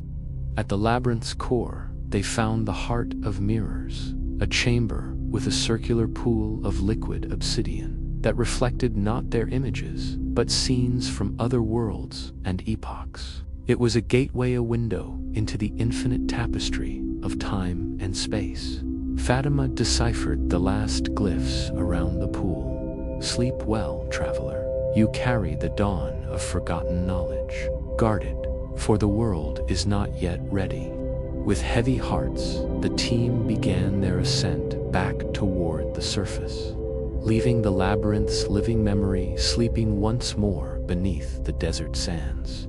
Anaya knew their lives would never be the same. They had glimpsed a truth too vast to fully comprehend, and the burden of forbidden ancient knowledge rested lightly but irrevocably upon their souls. The desert wind howled outside, carrying with it the silent echo of the labyrinth's infinite mirrors. The trek back to the surface was quieter, each member of the team lost in reflection. The desert sun now sat high above the dunes, its heat pressing down, but inside Anaya's mind, the cool shadows of the labyrinth still lingered. Rajesh broke the silence. "The energy readings we collected, do you realize what they mean? This isn't just an archaeological site. It's a living system, a conscious entity." Fatima agreed. The glyphs hinted at consciousness distributed through space and time. The labyrinth itself is the mind, and the knowledge within is its memory. Tomas adjusted his camera. "I captured something strange on the last video, the pool's reflection. Some frames showed figures tall, angular, light refracted through their forms. They weren't human." Anaya nodded, feeling the weight of their discovery. Pre-human civilizations, yes, but perhaps not in flesh and blood. Something beyond entities who used matter as a canvas, consciousness as architecture. Patterns emerged in the labyrinth's design that correlated with cosmic cycles, the precession of the equinoxes, star movements unknown to current astronomy, and subtle fluctuations in Earth's magnetic field. These beings, she whispered, understood the cosmos as a living fabric intertwined with consciousness. They foresaw humanity's arrival, but cautioned about forces still beyond our grasp. Days later, the team received a coded message from the Foundation funding the expedition. Cease exploration. Secure all data. The knowledge is too dangerous. The message only deepened their resolve. As months passed, Anaya began decoding the labyrinth's fractal language. Each symbol revealed layers of meaning: scientific, philosophical, spiritual. The labyrinth was a bridge between dimensions, a repository not just of history but of potential futures. Yet, with every revelation came dreams. Dreams of mirrors shattering, reflections multiplying endlessly, of being lost in infinite corridors where time folded upon itself. A pulse of warmth surged through her hand, and for a moment she saw through the labyrinth's vast, eternal consciousness waiting patiently beneath the earth. The burden of forbidden knowledge was hers now to bear, and the mirror labyrinth, silent and ever-changing, awaited the next traveler brave enough to enter its depths. Weeks turned into months as Anaya and her team worked tirelessly, piecing together the labyrinth's cryptic messages. Their small base near the desert's edge became a hub of strange discoveries and restless nights. The deeper they delved, the more the labyrinth's influence seeped into their lives'. Visions in waking moments, fleeting reflections in mirrors that didn't belong to them, and a persistent hum just beyond hearing. Its creators, beings of light and thought, had encoded their essence into the very fabric of the maze, waiting for a time when knowledge and consciousness could merge. One evening, as the desert wind whispered through the camp, Tomas caught Anaya staring into a shard of obsidian, the fragment glowing faintly under the moonlight. "What do you see?" he asked. Anaya hesitated. "Not what I see, but what I feel," Rajesh chimed in. "Our instruments picked up changes in Earth's magnetic field during our time inside. It's as if the labyrinth was syncing with us." That night, Anaya dreamt vividly. She walked endless mirrored halls, each reflection showing a different version of herself, some old, some young, some strange and unrecognizable. At the maze's center stood a figure neither fully human nor entirely alien, with eyes like liquid crystal. "You carry our legacy," it said, voice echoing like 1,000 chimes. "Guard it until the world is ready." She woke with a start, heart pounding. The labyrinth's message was clear. Humanity was on the cusp of awakening, but the path was perilous. Over the following days, strange phenomena increased. Instruments malfunctioned inexplicably. Radios crackled with unintelligible signals. Campfires flickered as if caught in unseen gusts. The team faced a choice: retreat and protect the secret, or press onward and risk unraveling mysteries that might shatter reality. Anaya's resolve never wavered. She knew some knowledge carried a price, but turning away meant letting the past sleep forever. With renewed determination, they planned a return expedition, ready to face whatever lay deeper within the mirror labyrinth where ancient consciousness awaited, silent but watchful beneath the shifting sands. The return journey to the labyrinth was marked by an eerie stillness. The desert, once alive with the distant howls of desert foxes and the whisper of shifting sands, seemed muted, anticipating what was to come. Anaya's team approached the sealed entrance with reverence, their equipment ready, hearts steeled for what lay ahead. This time, they carried not only scientific instruments, but also a deeper respect for the labyrinth's silent power. As they descended, the familiar gleam of the polished black walls greeted them. The maze welcomed them back, but it had changed. Reflections shimmered with newfound clarity, and the air thrummed with energy. Fatima led the chant of glyphs, a melody now learned but no less profound. The walls responded, folding and shifting, guiding them deeper than before, revealing an immense tapestry of light, a cosmic map interwoven with symbols and pathways linking stars, worlds, and dimensions. Anaya stepped forward, feeling the weight of countless eyes, beings beyond human comprehension, watching through the labyrinth's gaze. A voice spoke, not in words, but in emotions and images. You have come far, seekers. The knowledge you bear is a seed for humanity's awakening. Guard it wisely, for misuse will bring ruin. The labyrinth's memory is eternal, its gift a path to transcendence or oblivion. The chamber pulsed softly, and the walls shimmered, reflecting the faces of Anaya's team, changed, enlightened, yet humbled.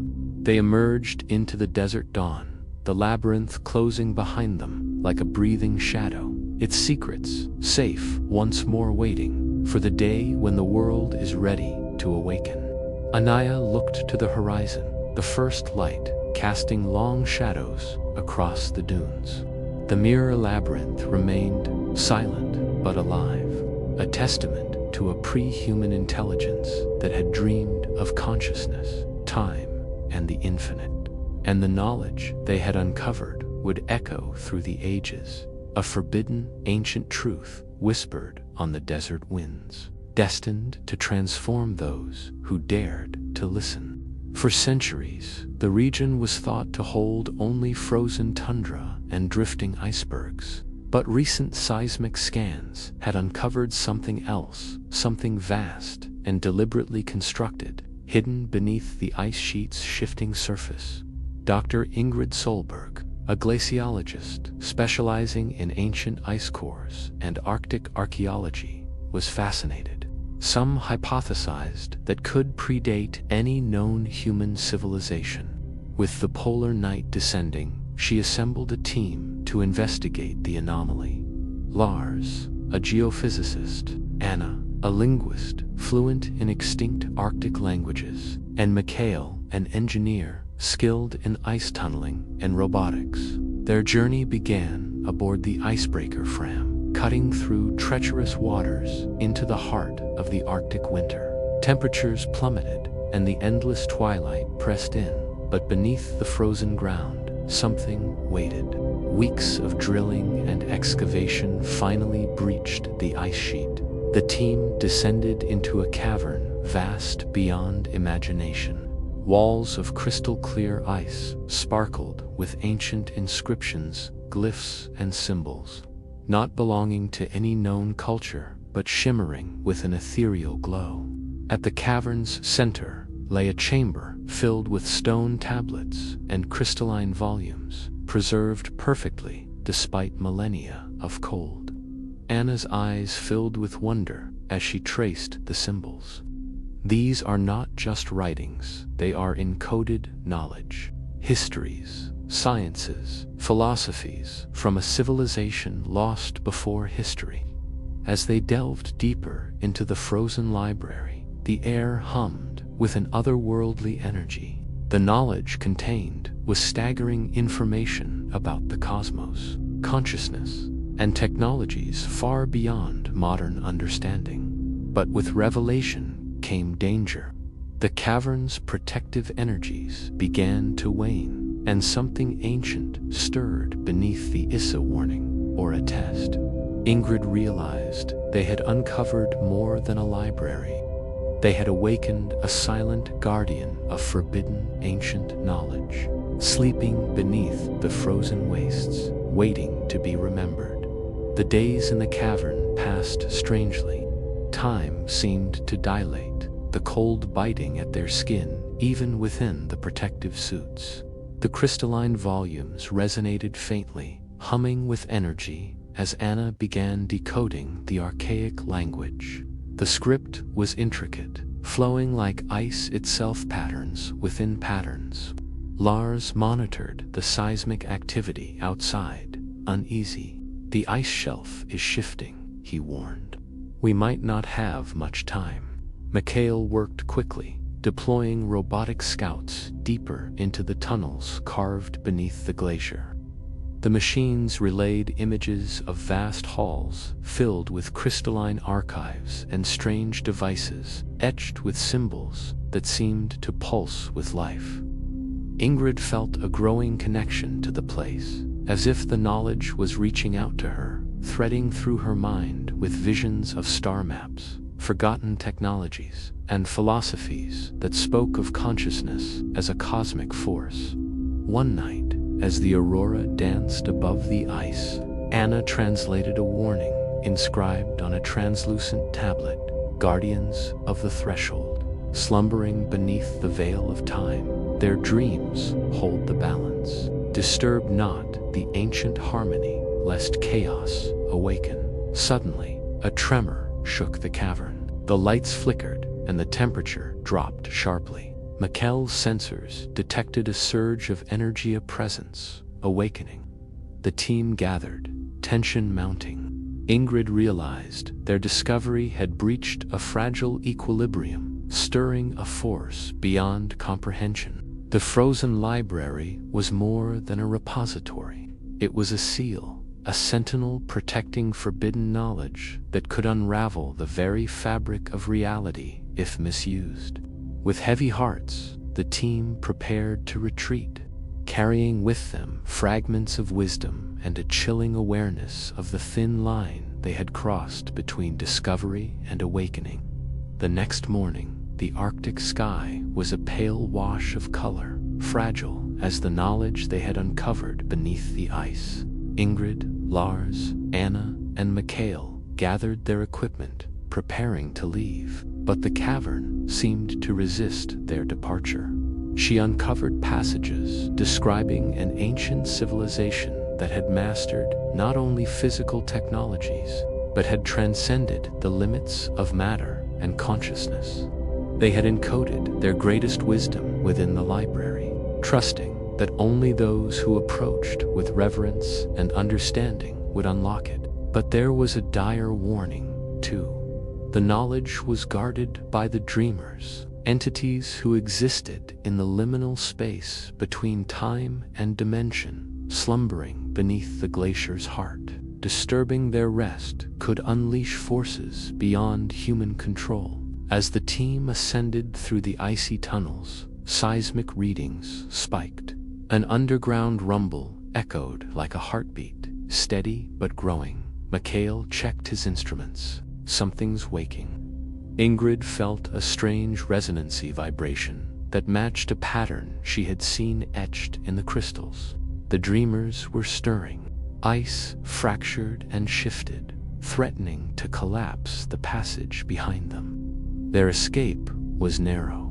As they reached the surface, a massive crevasse opened where the library had been, swallowing it beneath fresh layers of ice and snow.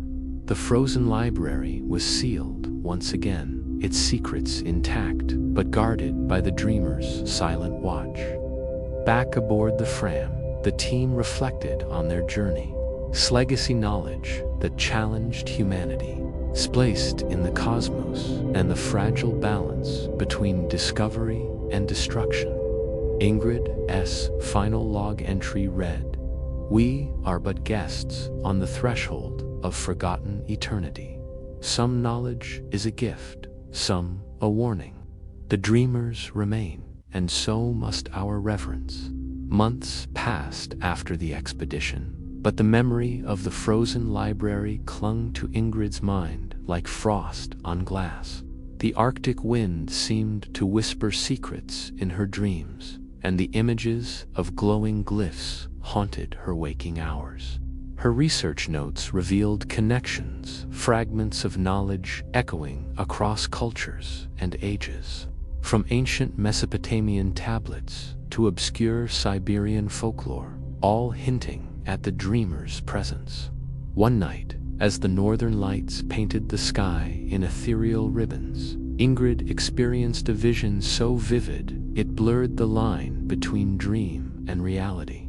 She found herself standing in the cavern again, but this time the dreamers awoke. They were neither wholly physical nor purely spiritual beings of shifting light and shadow, eyes like galaxies swirling with ancient wisdom. They spoke without words, conveying timeless truths about consciousness, time, and the fragile fabric of existence. The dreamers revealed that their slumber preserved balance, not just on Earth, but across dimensions. The frozen library was a beacon and a barrier, holding the knowledge necessary for awakening without destruction. Ingrid awoke with a start, heart pounding. She understood that humanity was at a crossroads. The choice to seek knowledge must be tempered with respect and restraint. Her work became a call for caution, a plea to recognize that some doors, once opened, cannot be closed. The frozen library beneath Svalbard remained hidden beneath ice and shadow, a sacred archive waiting for the day when humanity could truly listen and learn without disturbing the dreamers' eternal vigil. Years later, Ingrid stood once more beneath the Arctic sky, now warmed by the rising sun of spring. The frozen library was gone beneath the shifting glaciers, swallowed by time and ice, but its memory burned bright in her heart. She had shared her findings with a select circle of scholars, careful to veil the most dangerous knowledge in metaphor and myth. The dreamer's warning echoed in every cautionary note. Wisdom without reverence could unravel reality itself. In her final report, Ingrid wrote, "We are stewards of a fragile balance, guardians of a truth older than humanity. The frozen library and its silent watchers remain a testament to civilizations that transcended matter and time, offering us both a gift." As she gazed toward the horizon, the aurora borealis danced like celestial flames, silent sentinels of the ancient knowledge still hidden beneath the ice. And somewhere, deep in the frozen heart of Svalbard, the dreamers slept on, their vigilance unbroken, waiting for the day when humanity's soul would be ready to awaken. No one had been looking for it, not really. The seabed off the western coast of India had long been charted and scanned, dismissed by geologists and oceanographers as a monotonous stretch of continental shelf. But in the summer of 2019, a team of marine biologists mapping coral populations near the Gulf of Kamhat picked up something strange on their sonar. It wasn't the usual reef undulations or undersea ridges. This was linear, structured, like someone had etched a pattern into the ocean floor. Dr. Sahana Desai, a soft-spoken oceanographer from Pune, reviewed the sonar readouts on the deck of the Nirikshak, the research vessel outfitted with submersible drones. She frowned. What she was seeing didn't make sense. Angular forms, rows, grids, not natural formations. "Zoom in," she said. The intern at the monitor nodded. The screen updated, bringing the resolution into sharper focus. That was when she saw it, a massive rectangular layout, nearly a kilometer wide, hidden beneath centuries of silt and coral incrustation. It looked unmistakably like the ruins of a city. But this city was underwater in a place that had supposedly been ocean for more than 10,000 years. The next dive was scheduled for 3 a.m. The sea was calmer then. The drone, nicknamed Lakshmidi, descended silently, its camera lights slicing through the black water like twin moons. Sahana watched from the ship's operations hub, eyes fixed on the monitor as the drone glided over swaying kelp and jagged rock. Then the image stabilized. A stone pillar, encrusted in coral, jutted from the silt, then another. They were arranged in a perfect row, spaced evenly, clearly, not random. As Lakshmi pivoted, a wide avenue emerged, flanked by twin structures that looked like they had once been temples. Their spires had long collapsed, but the base carvings still visible beneath algae and sediment glimmered, faintly with intricate symbols. The camera lingered on one of them. Sahana leaned forward. "Wait, pause there," she said. The team froze the feed. The carving on the stone showed a human figure, seated, cross-legged, palms up, surrounded by concentric rings. Behind the figure, rising like a crown, were spiked rays that extended beyond the edge of the stone. The style didn't match anything in known Indian art history. Not Dravidian, not Mauryan, not Harappan. "Overlay it with the artifact database," she said. The AI took a few minutes to run a match.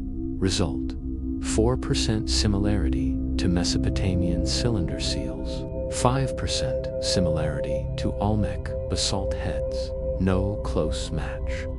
But what caught Sahana's attention was a secondary suggestion. Deep in the algorithm's extrapolations, it returned a speculative hit. Similarity to symbols found in the Tartkria tablets, Romania, dated to 5300 BCE. Similarity to protoscript from Göbekli Tepe, Turkey, 9600 BCE. Her breath caught. These sites were separated by thousands of kilometers and, yet, somehow, these carvings seemed connected. But there was no known civilization this advanced in India's west coast before the rise of the Harappans. Nothing that could have built entire stone cities, especially not cities that were now on the ocean floor, unless it had been built when that stretch of land was still above sea level. And that hadn't been the case in over 11,000 years. News of the discovery didn't go public, not at first. The Indian government and the Research Foundation quietly expanded the operation. A second submersible was deployed. Teams of divers were sent in, trained in deep-sea archaeology. Their goal wasn't excavation, it was documentation. Each dive revealed more. A central temple plaza, its coral-covered columns rising like forgotten gods. Altars carved from black stone. Channels that looked like aqueducts. Spiral wells that descended so deep even the drones couldn't reach their bottoms. But strangest of all were the statues. Not many had survived intact, but those that had were unlike any found in recorded Indian history. They depicted humanoid beings with elongated heads, adorned in robes that shimmered with etchings of stars and wave patterns. Their eyes were almond-shaped, their hands with 6 fingers. Around their necks hung amulets carved with symbols no one could read. The divers called them the sea priests. Their faces were serene, meditative, but there was something unsettling about their presences if they were watching. Even now, from beneath the coral veil, Sahana began to lose sleep. She dreamed of cities under the sea, of glowing temples, of voices calling her name in languages she didn't know. Her colleagues whispered of similar dreams, of echoing halls and black oceans. One diver surfaced in a panic, swearing he had seen movement below the seabed, a shimmer, like something alive, slithering just beneath the stone. Another claimed to hear music, faint and rhythmic, pulsing like a heartbeat through the wreckage. Then, one night, Lakshmi vanished. The drone lost signal near what the team called the Central Spira monolith, rising nearly 60 meters from the ocean floor, carved with spiraling bands of text. They launched another drone, same result. The area was marked as restricted. Sahana reached out to a linguistics professor in Kerala who specialized in Pravedic symbolism. She sent high-resolution images of the carvings. He replied in a single sentence, "I cannot translate it, but this is not a lost script. It is a precursor to all writing." He refused to speak further, and shortly after, disconnected his phone and went dark online. Sahana felt like she was falling into a vortex. The deeper she looked, the more she realized this wasn't an isolated ruin. It was a puzzle piece from a world we weren't supposed to remember. She dug into sea level data. Around 9600 BCE, the last ice age ended, melting glaciers and raising oceans worldwide. Entire land masses were submerged. Could this have been one of them? Somewhere on the fringe of recorded time before Mesopotamia, before Egypt, there might have been a civilization so old, so advanced, that its very memory was wiped clean by the rising tides. But why did that memory echo now, in dreams, in symbols, in the minds of those who saw the ruins? One of the last dives changed everything. The team sent down a modified drone equipped with LiDAR and deeper range sonar. Its objective: scan the central spire. It succeeded. The LiDAR revealed that the spire was hollow, not natural erosion. It had stairs inside, and beneath the central structure, hundreds of meters down, was a chamber, a cube of perfect geometry with smooth walls, unlike the coral-encrusted stones above. At its center, a floating object, roughly spherical, metallic, undamaged, pulsing with a soft, rhythmic light. The feed cut out before the team could record more. They never found the drone again. The site was shut down. No official statement was made, but within weeks, the Nyrik shack was reassigned. All project data was classified, equipment confiscated. Sahana was told to sign a non-disclosure agreement under the Official Secrets Act. She resigned. Years later, she gave one interview anonymously. In it, she said only this: "We thought we were mapping coral, but we found a cathedral for beings who lived before the flood. They remembered the stars better than we do, and when the water came, they didn't die." To this day, the coordinates of the coral temples are blurred out on satellite maps. Oceanographers call it a restricted military zone. But on certain nights, when the currents shift just right, local fishermen in the Gulf of Kamhat report a strange hum rising from the deepa harmonic tone, low and steady, as if a choir of the sea were singing to someone or something still listening far below. And those who sail too close, they say their dreams are never the same again. The desert wind howled with a haunting melancholy across the Rub al-Khali, the empty quarter of Arabia, land so vast and desolate it might as well have belonged to another planet, a place where the sand could swallow entire cities and erase them from memory, where mirages played tricks on the senses, and where old nomads spoke of cursed structures buried deep beneath the dunes. They called them Al-Amnid al-Zujjith, the glass obelisks. Dr. Farid al-Salim had spent a lifetime ignoring these stories. A geologist by training, a skeptic by temperament, and a quiet soul by nature, he found comfort in layers of sediment and tectonic logic. The oral traditions, the wild tales of ancient beings that came before man, were charming but irrelevant. At least, that's what he told himself.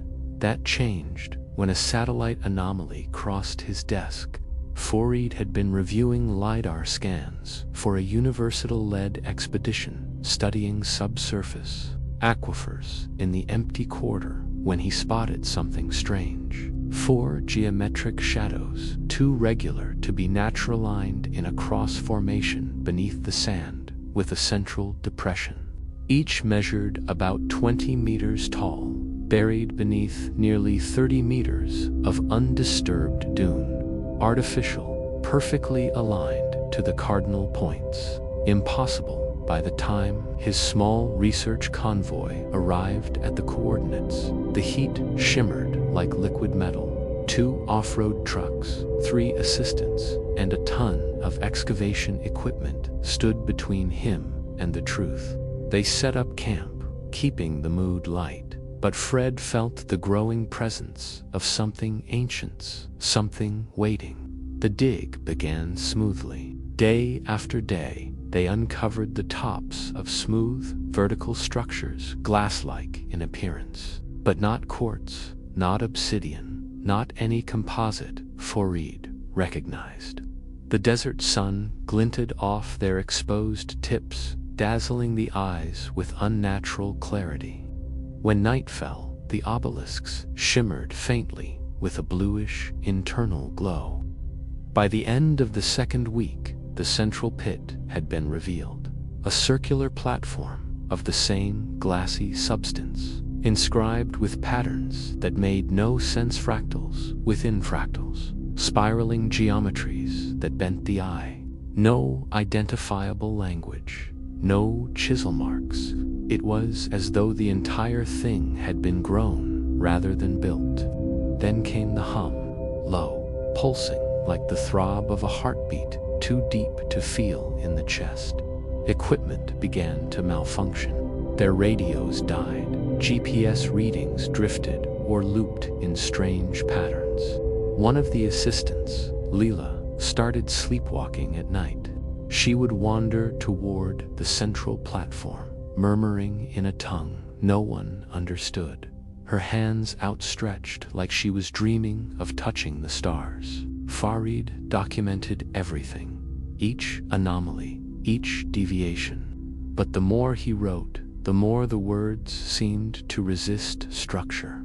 His own notes began to echo odd phrases, words he didn't remember writing. Signal key, memory stone, return window, and every night he dreamed of towers, impossible towers made of memory and light, stretching into a lavender sky filled with stars not found in any chart. Creatures of impossible anatomy moved through those towers, not in hostility, but in observation. They were watching him. Then the storm came. A desert storm of historic intensity rolled in on the 23rd night, an inland hurricane of sand, lightning, and unnatural silence. The camp's shelters were torn away. Farid and his team huddled beside one of the obelisks, shielding themselves.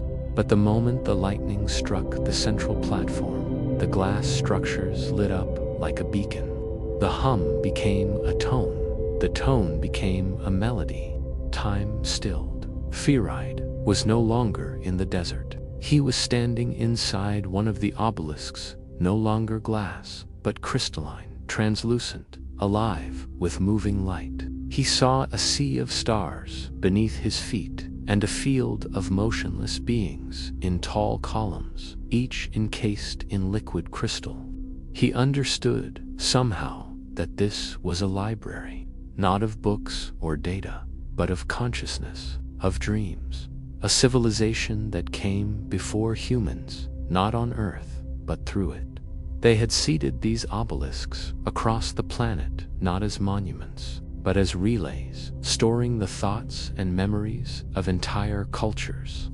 Every time a planet reached sentience, these beings came to observe and record and judge. When he returned to himself, the storm had passed. The desert was calm, the stars glinting coldly above, but the obelisks were dark, now darker than before, their inner light gone. Leela was gone too. No footprints, no sign she had ever been there. His team, what remained of them, refused to speak of it. They returned to civilization changed. Farid turned over the data. What little remained intact. The satellite imagery had been wiped. Their recordings were corrupted. But the obelisks were still there, beneath the sand, though no expedition dared return. He wrote it all down, not for the public, not even for academia, but for the next one who might be called by dreams. For the ones who still felt a hum in the back of their minds when they stared at the stars too long. His final journal entry read, "They weren't gods, they weren't aliens, they were archivists, memory farmers. They came not to rule, but to remember Uspa, for we forget ourselves." And somewhere in the empty quarter, beneath the ever-shifting dunes, 4 glass towers waited once more for the signal, the resonance of a dreaming mind tuned just right. The melody would begin again, and the watchers would wake. In the quiet stretch of ocean between the Mozambique Channel and Madagascar, the water runs deep and the night runs darker. Local seafarers speak softly of strange lights drifting far below lanterns that glow in the abyss, guiding or luring sailors into dreams they never escape. No one knows who first reported the lights. Some said they were bioluminescent squid. Some whispered of deep-diving whales with glowing patterns. But the truth lay deeper, hidden beneath layers of pressure, darkness, and hush. Dr. Nuru Hassan was drawn by rumor, but guided by science. A marine physicist specializing in deep-ocean phenomena. She had spent her career chasing anomalies, thermal vents that sang, magnetic fields that pulsed with heartbeat rhythm, and reef labyrinths built not from coral, but from sound. When she first saw the sonar patterns off those remote waters' vertical columns of faint light, rooted in the abyssal plain, she felt both the serenity and the dread of something waiting. She assembled a small, whisper, quiet submersible, the Noctiluca, named for the sea sparkle it was built to observe. Accompanying her were Kojo, an oceanographer who mapped currents like they were veins, Ebel, a bioacoustician sensitive to unheard frequencies, and Malika, a marine metaphorician who studied not just data, but the narrative of waves and whales. They dove at midnight into black so pure it existed outside of space. The sub's lights pierced the velvet water, revealing nothing until the abyss pulsed. Lanterns of light, 4 in total, hovering like distant candles, swaying with the current. They didn't flicker, they breathed. Faint ribbons of luminescence drifted upward, dissolving into the black. They descended further, using gentle sonar pulses to chart each lantern's base. They were suspended, rooted in nothing, yet anchored 2 columns of shimmering water that extended into the unknowable deep. As they approached the first lantern, Malika whispered, "This feels." Vertical mosque chandeliers. The light revealed tiff paint could glow spirals of symbols etched within its glow. Not carved, but suspended in the luminescence, like memory made visual. Faint lines weaving wordless glyphs that seemed to shift when viewed from the corner of the eye. Ebel held her breath, listening through hydrophones.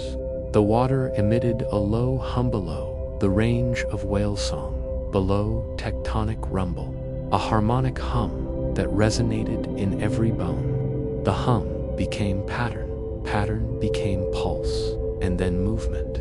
In the swirl of light, forms emergent bodies, but suggestions of bodies, vertical silhouettes that flickered, not through movement, but through intention.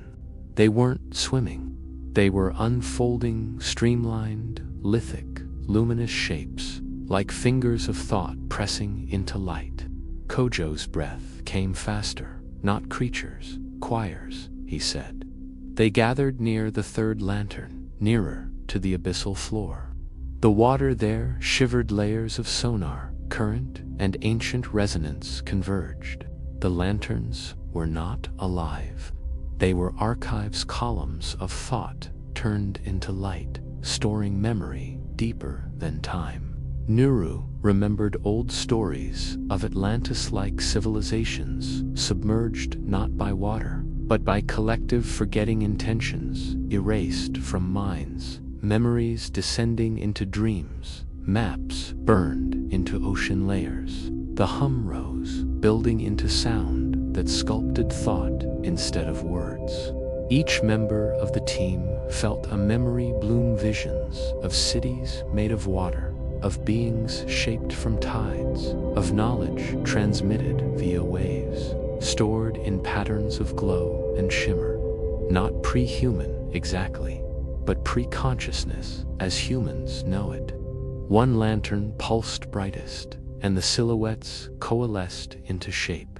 Not humanoid, but star-locked, tangular, glowing with constellations in their form, like bodies carved from night sky.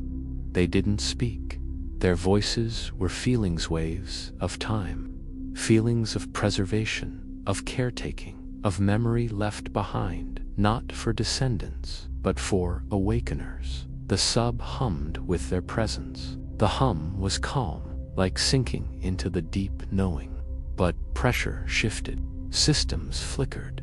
The abyss is jealous of time held too long. Nuru gave the signal. They ascended. The lanterns faded, not turned off, just suspended again, waiting for the next seeker to dream awake. Back aboard deck, air heavy with silence, Malika whispered, "They guard memory. When the world forgets, they remember." Nuru closed her log. Lanterns of the abyss are not sentinels of destruction, but keepers of memory.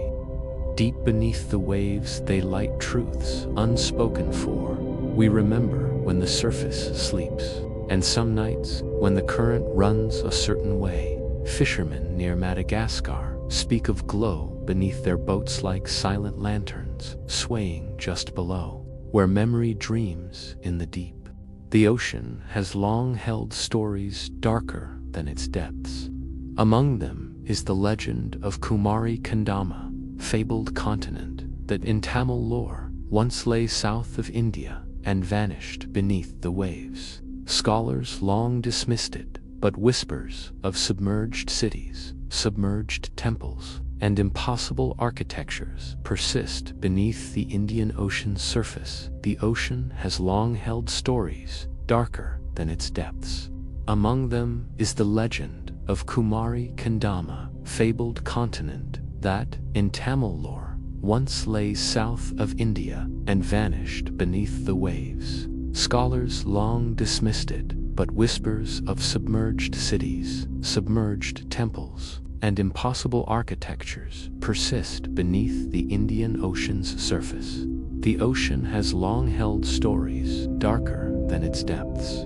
Among them is the legend of Kumari Kandama, fabled continent that, in Tamil lore, once lay south of India and vanished beneath the waves. Scholars long dismissed it, but whispers of submerged cities, submerged temples, and impossible architectures persist beneath the Indian Ocean's surface. Dr. Aruna Velan was an ocean geologist and cultural historian drawn to Kumari Kandam, not for mythology, but for the anomalies beneath the waves of the Gulf of Mannar. Years ago, an underwater drone had mapped a U-shaped structure, stonework so precise it seemed designed, not eroded. Determined, Aruna assembled a small team: Rishi, a cartographer fluent in ancient Tamil, Priya, an expert in submerged acoustics, and Leland, a local diver steeped in coastal legend.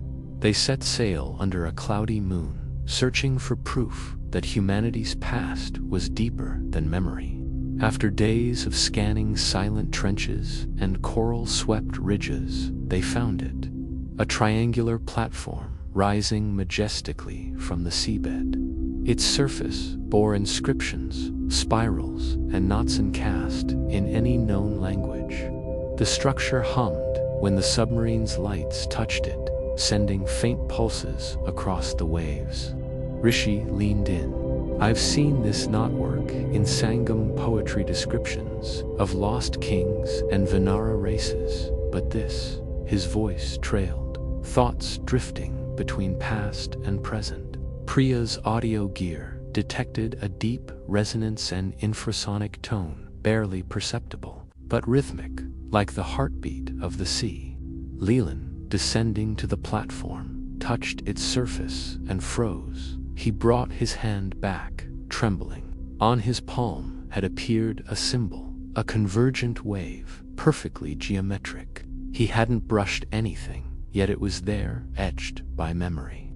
That night, Aruna dreamed of cities built by beings with 4 arms, reflective skin, and eyes like galaxy whirlpools. They walked on bridges that pulsed with stars, speaking not in sound, but in vibration. Their voices were tidal. At first light, the team scanned deeper into the seabed. Sonar revealed the foundation of a circular chamber beneath. They dug carefully and uncovered a crystalline orb resting on a stone dais encircled by glyphs. It sang when touched not words, but patterns of thought. Priya linked acoustic sensors, and the orb replied with tone shifts that shaped images in their minds, maps, star constellations, calendars older than any recorded by humankind. "Wisdom," Aruna whispered, "before us." They felt the orb hum with anticipation as if waiting for someone to remember the lost civilization of Kumari Kanda not as myth, but as ancestor. Suddenly, a tremor rippled through the ocean. The seabed shifted. The orb glowed brighter, pulsed with urgency. The world outside the chamber seemed to recede, and then it stopped. When they surfaced, the orb was gone. The chamber collapsed. Their instruments returned blank readings, as if the ocean had swallowed the memory whole. Back on shore, Rishi discovered that the symbol etched on Leland's hand mirrored a character found in lost Sangam fragments, referencing an ancestral body, seeding knowledge for those who wake to remember. Aruna later wrote this in her journal. Kumari Kandam was not lost. It lies dormant beneath, waiting for the mind to listen. The ocean sinks if we hush our world long enough. We may hear the old ones whisper across time. Sometimes, fishermen report seeing a faint glow beneath their nets at night, a pulse, not of bioluminescence, but of memory rising through salt and stone.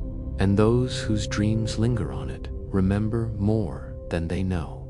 In the early 2000s, long before satellites mapped every inch of rainforest, there were rumors suttered in academic circles, murmured in field tents under mosquito nets about something beneath the canopy of the western Amazon basin. Not gold, nor oil, but lines, perfect lines.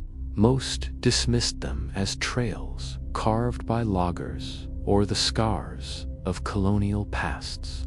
But a handful of defiant archaeologists believed differently. One of them was Dr. Sergio Valdivia, a geoglyph specialist from Peru who had spent his life studying the Nazca lines and believed those desert drawings were not alone. By the time he reached his 60s, Sergio's hands were worn but steady. He'd grown quiet in the face of scientific rejection. Then grad student named Helena sent him a satellite photo stitched from infrared scans taken after a drought-induced fire in Brazil.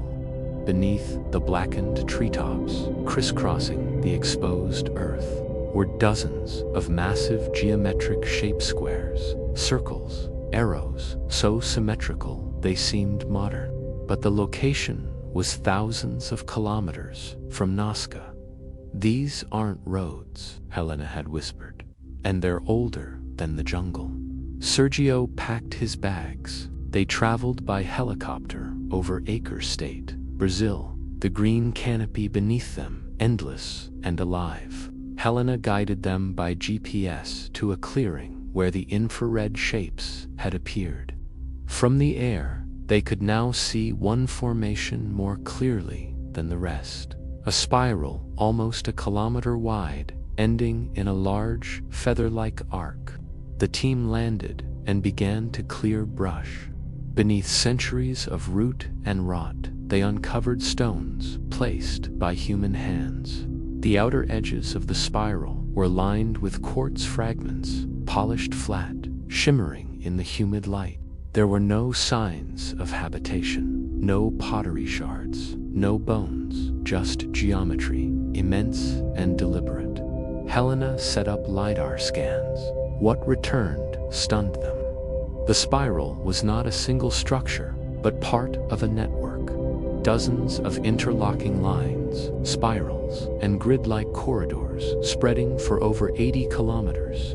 When digitally flattened, the pattern resembled a bird in flight, wings spread, tail arched, drawn across a vast stretch of earth, invisible to those on the ground. And then came the map.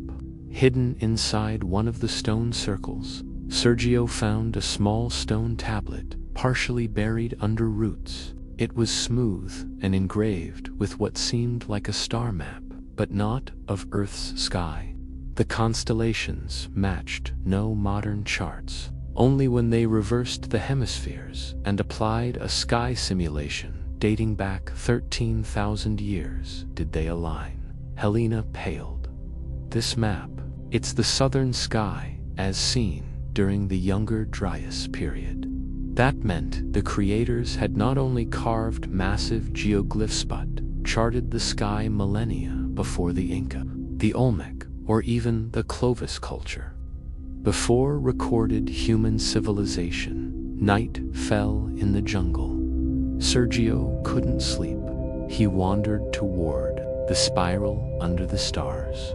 The air was heavy with dew and the distant croaks of frogs. When he stepped into the center of the formation, a strange sensation gripped him, like the earth exhaled beneath his feet. Not metaphorically, literally. He bent to the ground and placed his palm on a polished quartz slab. It vibrated, softly, rhythmic, like breath. He called Helena, and they returned at dawn with instruments. Beneath the spiral, deep in the ground, was a chamber sealed with stone, long collapsed. They couldn't excavate it, but seismic readings showed it was shaped like a heart. Later analysis would reveal faint magnetic anomalies, enough to suggest artificial construction, enough to raise questions about a technology non-electrical, possibly vibrational, perhaps even bioacoustican, known to modern science. But none of that left the jungle. Days later, their research permits were revoked by the local authorities. Environmental concerns, the letter read.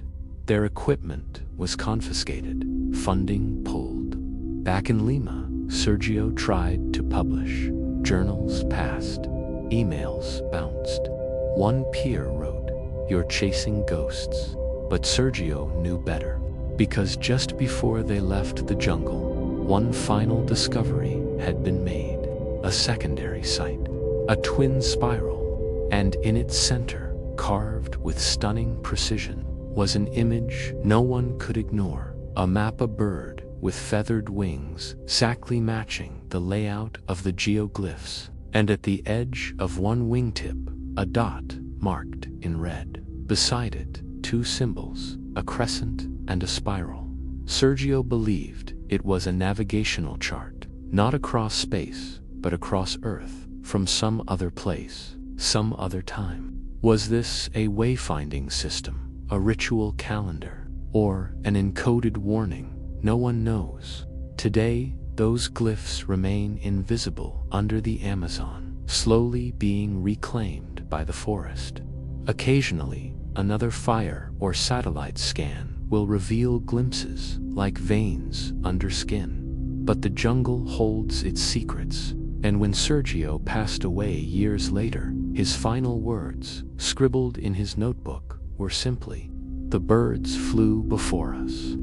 In a remote corner of the Mongolian Altai, where the clouds hang low and the winds cut sharp through stone, there exists a narrow valley locals call Quitanian Avdor, the cold's memory.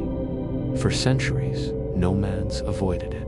Even the herders kept their goats away, whispering that the winds there whispered back. In 2011, an archaeology team led by Dr. Tumen Galbatar from Ulaanbaatar University was conducting a climate study on glacial retreat when they noticed an anomaly. Deep aerial scans revealed a cluster of subterranean anomalies, rectilinear and repetitive in pattern beneath the ice and permafrost of a high pass. Most assumed them to be natural formations. But Tumen's grandfather had once told him stories of buried bones that hum like bees and smoke rivers beneath the ice. He convinced the university to sponsor a limited dig.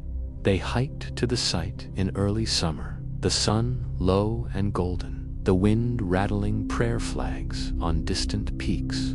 What they found would append their understanding of human history. Just 2 meters beneath the surface, they uncovered the entrance to a chamber. The walls, once sealed by stone slabs, had partially collapsed under the ice. Inside, the temperature remained constant naturally so. No frost touched the walls. The air was dry, almost sterile. Carved into the inner surface was a sprawling mural, etched with a red pigment that shimmered in the light.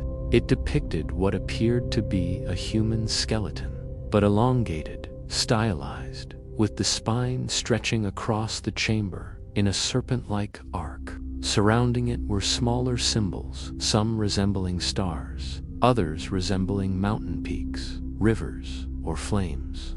But the centerpiece was what left Tumen speechless.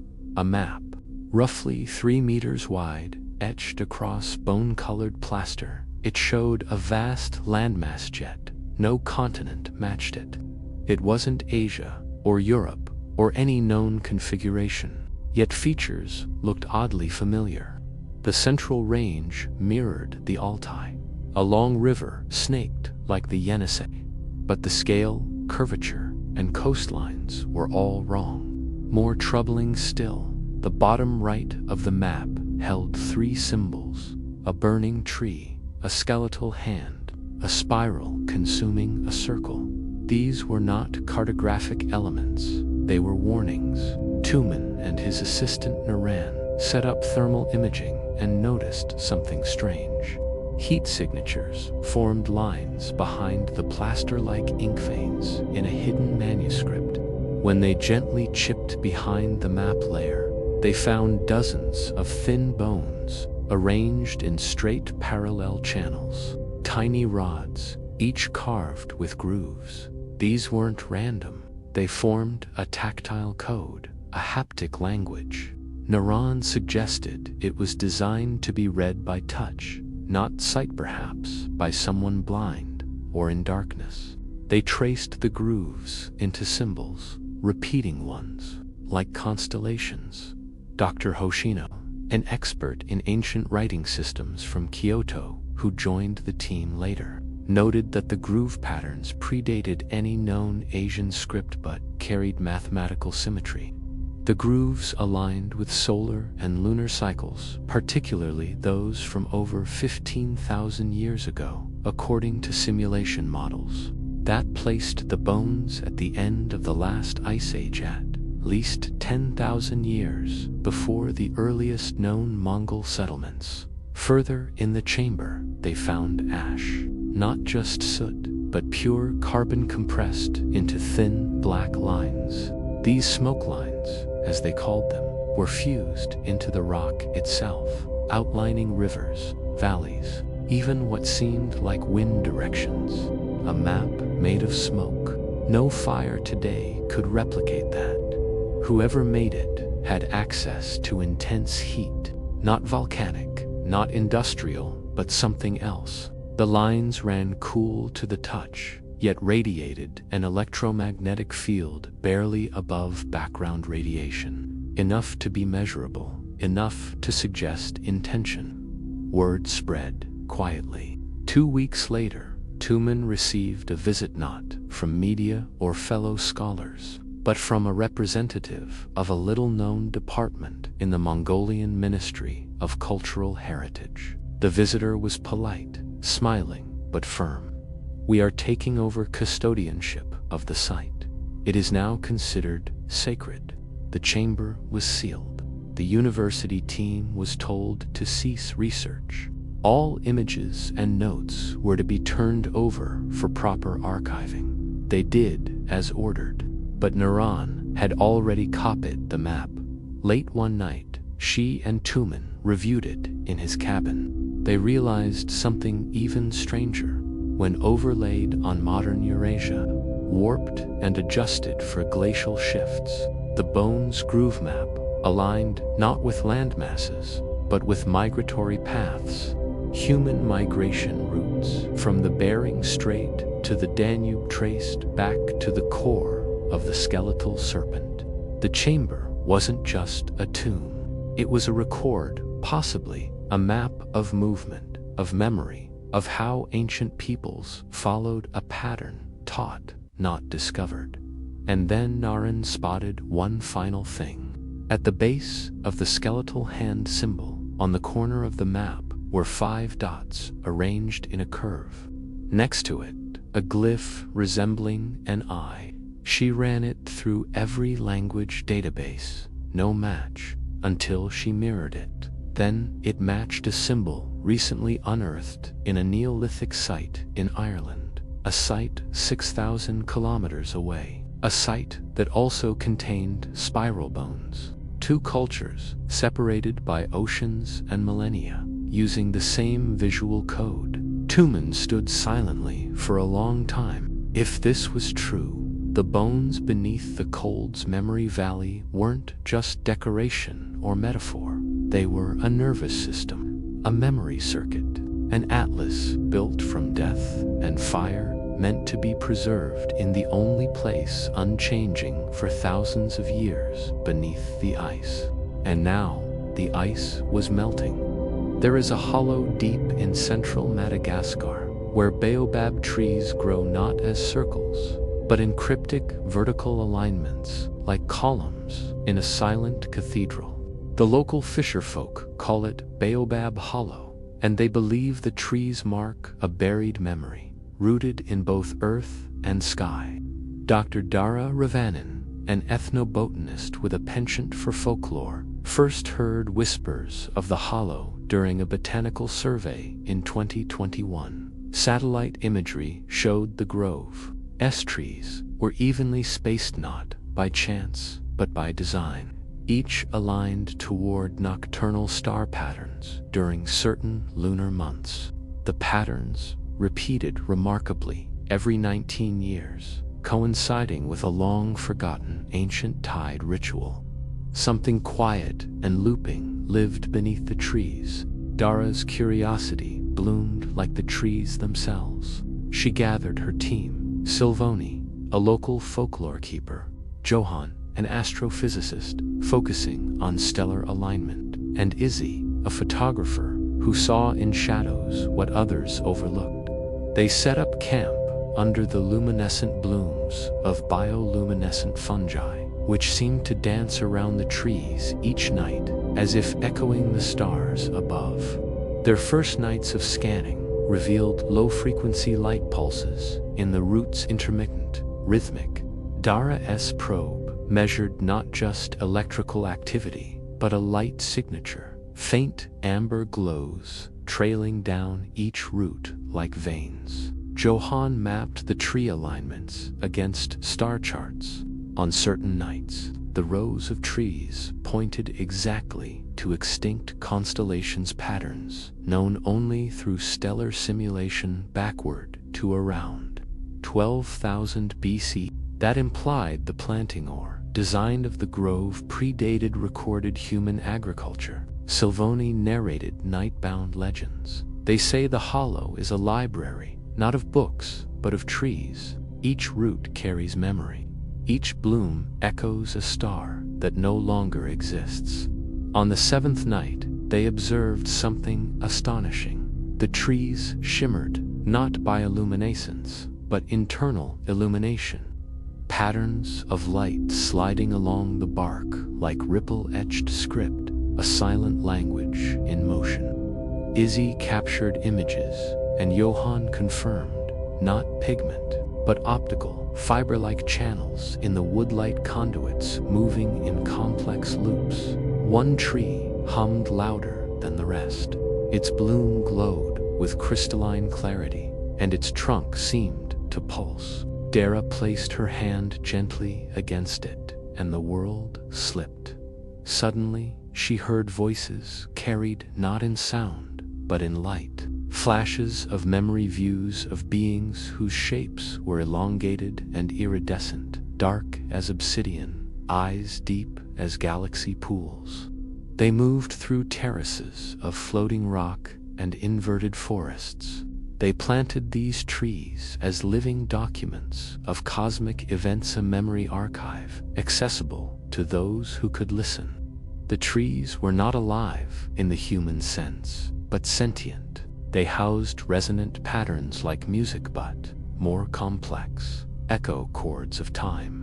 When Dara withdrew her hand, the tree's hum faded. The grove returned to stillness. They continued their observations for one final cycle. On the 19th night, as the moon waned and the forest air grew thick with possibility, every tree bud pulsed simultaneously, and the grove drifted into synchronized glow. The hum crescendoed, and Dara felt the current of ancient knowledge sweep through her. Star maps, ecological symphonies, timelines of growth and extinction, and one final message: the memory remains, even when the world forgets. But as the resonance subsided, one tree dimmed more quickly than the others, a tree at the edge of the alignment. Its bloom wilted in real time, its root light flickering out. That night, under the baobab canopy, air thick with quiet grief, Dara understood. The archive was fragile, but living. One tree lost memory, another born anew with the next cycle. The design was cyclical, sustaining knowledge across millennia.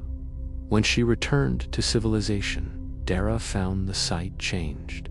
The government had purchased surrounding land and declared it a protected biological preserve, but access was suddenly restricted. Visitors said the baobabs were now roped off, and scanners picked up no light pulses. The grove sealed itself. Dara carried fragments of memory, images, audio resonance captured on biosensors, photos of the shimmering conduit lines in the bark. But the grove's hum remained theirs to remember. In the dim hours before sleep, she sometimes imagined the trees reaching across centuries, not just sunlight, but thought that somewhere deep under roots and time, the luminous canopies still stand, keeping watch over a memory older than humanity, pulsing in quiet languages of root, light, and star. And the night air still carries that rhythm for those whose listen. The winds that sweep across the Bolivian Altiplano are dry and ancient. They whisper through stone valleys and across the Salar de Uyunitha world's largest salt flatus, if they remember things long buried. In 2013, a team of mineralogists studying the unique hexagonal crystallization patterns in the salt flats noticed an anomaly. One zone, roughly 3 kilometers across, had a strangely ordered pattern that did not conform to natural models. The hexagons were larger, aligned to magnetic north instead of thermal flow, and periodically disrupted by triangular outcrops that rose only millimeters above the surface. An expedition was launched the following year, led by Dr. Emilio Andara, a quiet geologist with a fascination for lost civilizations. With him were topographers, climate modelers, and a linguistic archaeologist named Miriam Su, who joined out of curiosity, believing the patterns hinted at more than geology. They drilled into the crust beneath one triangular node and found not more salt, but a hollow layer of crystalline calcite, man-made in geometry and nearly impossible in age, older than the sediment layers surrounding it. Within the chamber, the air was inexplicably dry, preserved for tens of thousands of years. Embedded into the calcite walls were plates thin, wide, etched in patterns more intricate than any known script. The room was part of a network. A second chamber revealed even stranger properties. The crystals within were photoreactive, responding to light with faint glows in red and blue. As sunlight filtered in through the drilled shaft, a pulse swept across the walls. One of the researchers whispered, "It's answering us." Miriam studied the etchings and noticed something chillingly familiar. The shapes mimicked the phoneme flows of several now extinct South American languages, but their combination was impossible. Like a script born before speech itself. They were pre-phonetic thought patterns, encoded in visual sequence, not language, memory. Each plate, when illuminated, seemed to activate a particular resonance within the chamber. Dr. Andara compared the effect to quartz tuning forks, except, instead of sound, these frequencies altered emotion. One plate induced a sense of calm so profound the entire team wept. Another made them feel the unbearable weight of time. After weeks inside the salt library, they mapped 67 chambers, all forming a radial matrix beneath the surface. At the core was the heart chamber, a vault with a smooth dome and a pillar at its center. On that pillar rested an artifact, a black cube of unknown material, no seams, no temperature, cold to the touch, yet humming faintly. Miriam placed her palm on Eton, remembered things she had never lived. Images of a people whose eyes mirrored polished stone. They had no name, no written culture, no gods. They mined not for resources, but for resonance. They learned that the salt below the surface could hold memory if properly structured. They built an archive not for humans, but for time itself. They encoded extinctions, not just of creatures, but of entire realities, worlds that once shimmered beside our own before collapsing. They stored the blueprints of species that never walked our Earth, the outlines of forgotten continents submerged before even Atlantis was whispered. When she withdrew her hand, Miriam collapsed. She had seen not visions, but timelines interwoven, tangled, some cut short violently. One recurring detail haunted her, the symbol of a spiral collapsing inward, repeated across the chambers. A warning. The team knew they had found something beyond archaeology. But then the tremors began. Fissures opened across the salt flat. Not violent, but purposeful, controlled collapses, sealing entrances behind them. The library was closing itself, folding inward. Only one chamber remained accessible, the heart chamber. As they prepared to exit, the cube emitted a soft hum. One wall glowed, revealing a final image. A map not of Earth, but of Earth's layered, fractured, infinite. A fractal of histories where some remembered and others forgot. Then the cube dimmed, the walls cooled, the path out closed behind them. They escaped with fragments, etched samples, resonance recordings, and their own altered minds. Back in La Paz, their story was dismissed. The salt flats were declared geologically unstable. Excavation was banned. But Miriam kept a replica of of the spiral symbol by her bed. Sometimes, in dreams, she returned not to the chamber, but to the emotion, the quiet sense of being watched by memory itself. For deep under the white expanse of the cellar in vaults older than myth, the salt library waits, still remembering.